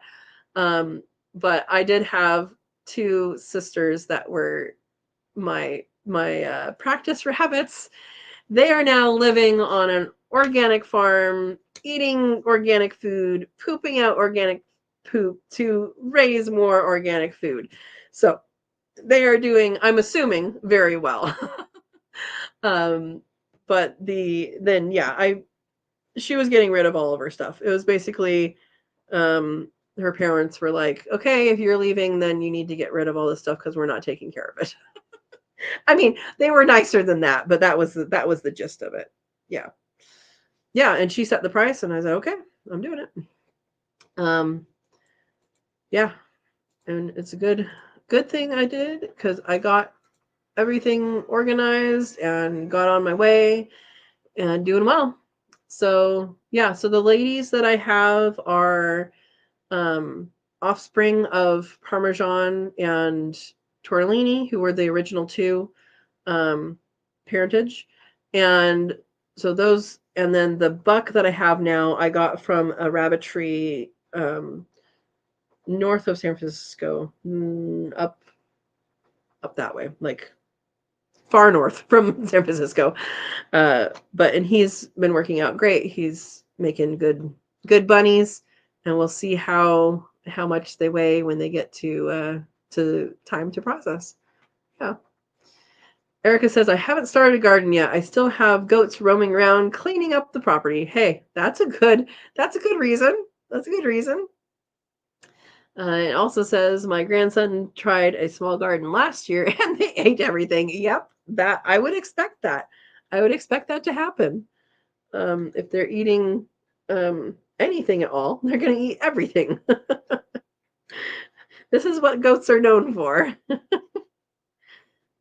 Where I grew up, goats weren't really like a thing that people, I'm not going to say that. Probably some people had them and I just didn't know those people.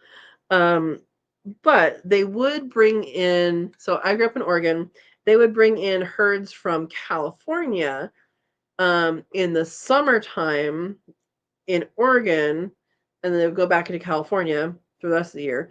But they would go up to Oregon and eat different types of weeds. So they actually train them to eat certain things. There's ways to do this, and I know about some of the ways, and I'm sure there's other ways, but they actually train them.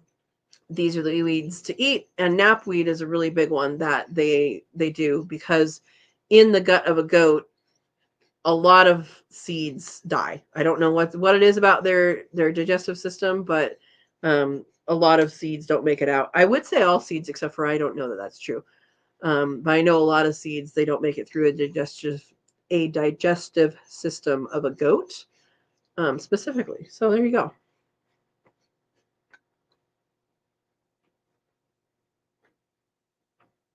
All right. So, son, did we answer your questions about the ports? I told you it would be better with everybody on here. He's like, "Hey, can we have a phone call?" I'm like, "Let's just talk about it so everybody can get all the information." Hopefully you got all that going. A lot of people have goats around there, Erica. Yeah. Is there kudzu by you? That might be too far away. Because they eat kudzu, is my understanding. Kudzu is from, I think, Japan or something. I think it's Asian, isn't it? I think it's from Japan.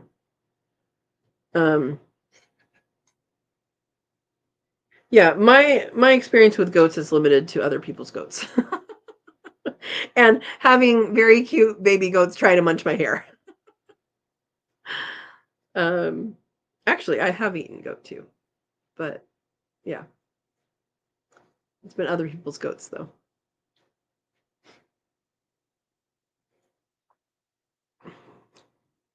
All right. Well, it looks like the chat has slowed down. We are after 8 o'clock. Hope everybody's weekend was good, and this week coming up is good. This next weekend is going to be super busy. Again, Saturday we have those two events: the urban gardener. I'm going to be on that at 11 Pacific time, and well, partway after the 11 Pacific time. And then again, our Cook With Me Live is at 1 p.m. Pacific time, also the Saturday. So there you go. All right, Andy has a difference of opinion, which is good. She knows rabbits.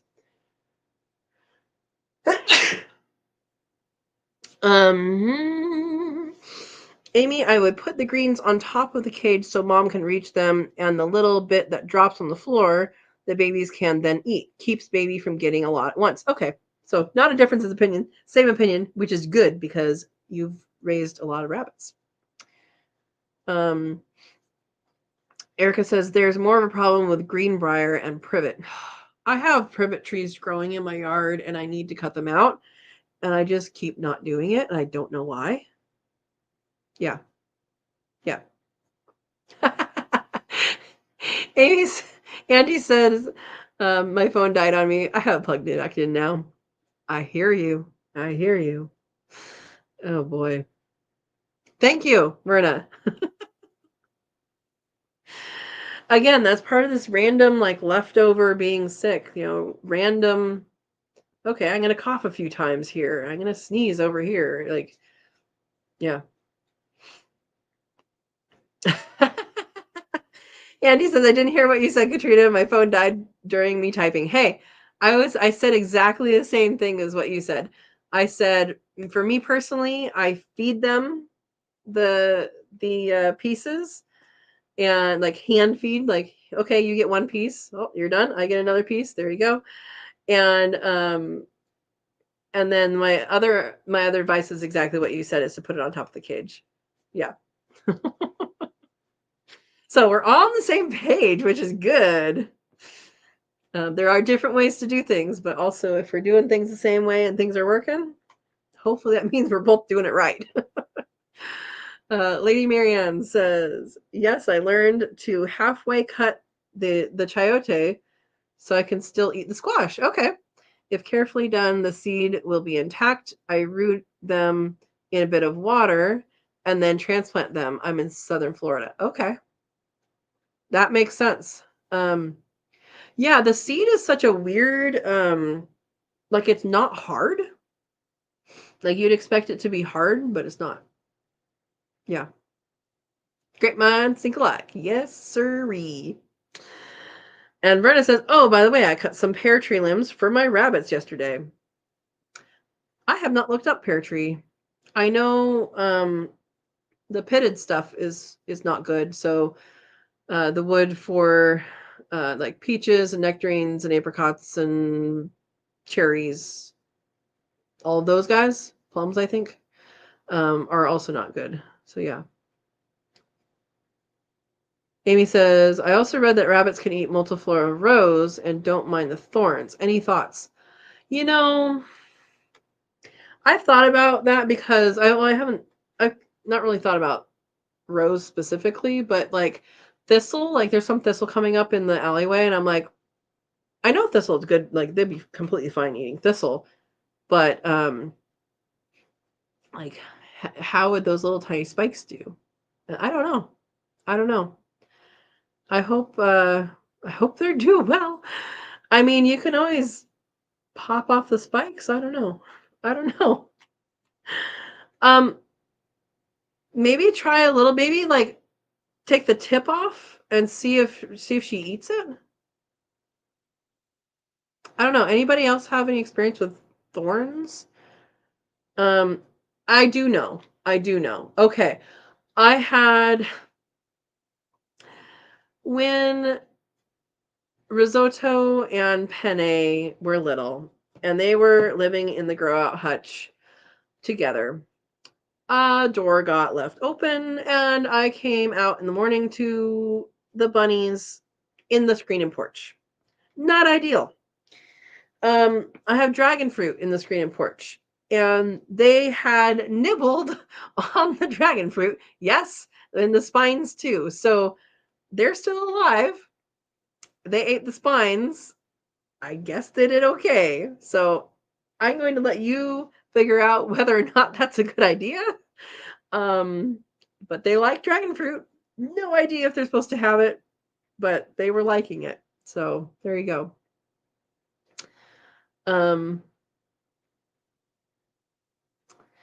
Pears are just like apples. Okay, good. Pear tree is okay. I'm using some of mine, Amy says. Good. My pear tree's not big enough for sacrificial limbs. I have 2 pear trees. I guess I could. Andy says, I had a litter of wild rabbit once. I had them for 3 weeks. I put some rose leaves in with them. Next morning, all 3 were dead. I don't feed roses to my rabbits anymore. Interesting. Okay. Good information. Good information.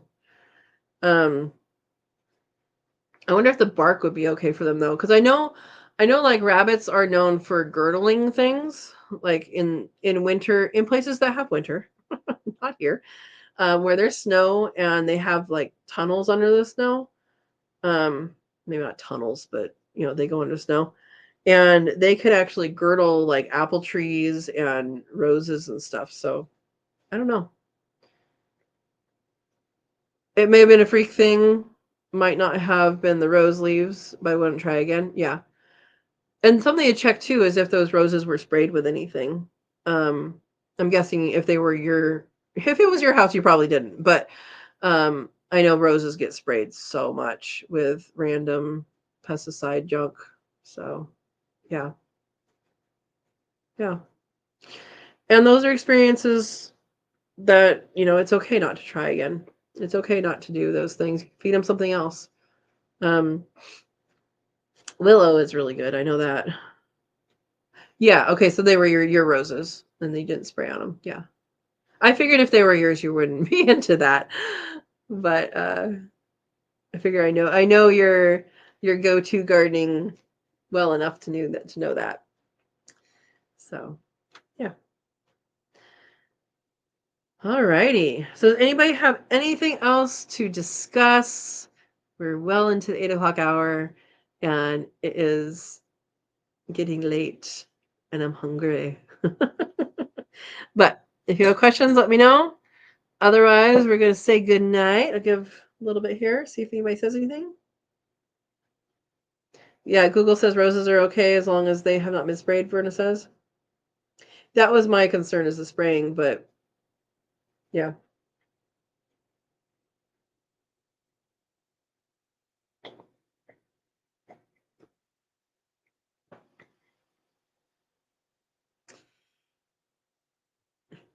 TM says, good show tonight. I'm going to have to go. We are going soon too.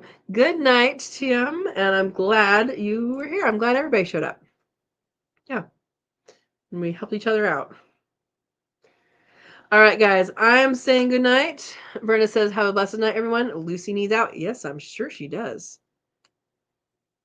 Yeah, Andy says, if I ever get a rabbit, I 100% hate. You might try rose leaves again, just as a test. Oh, well, we know they're safe, supposedly, according to Google.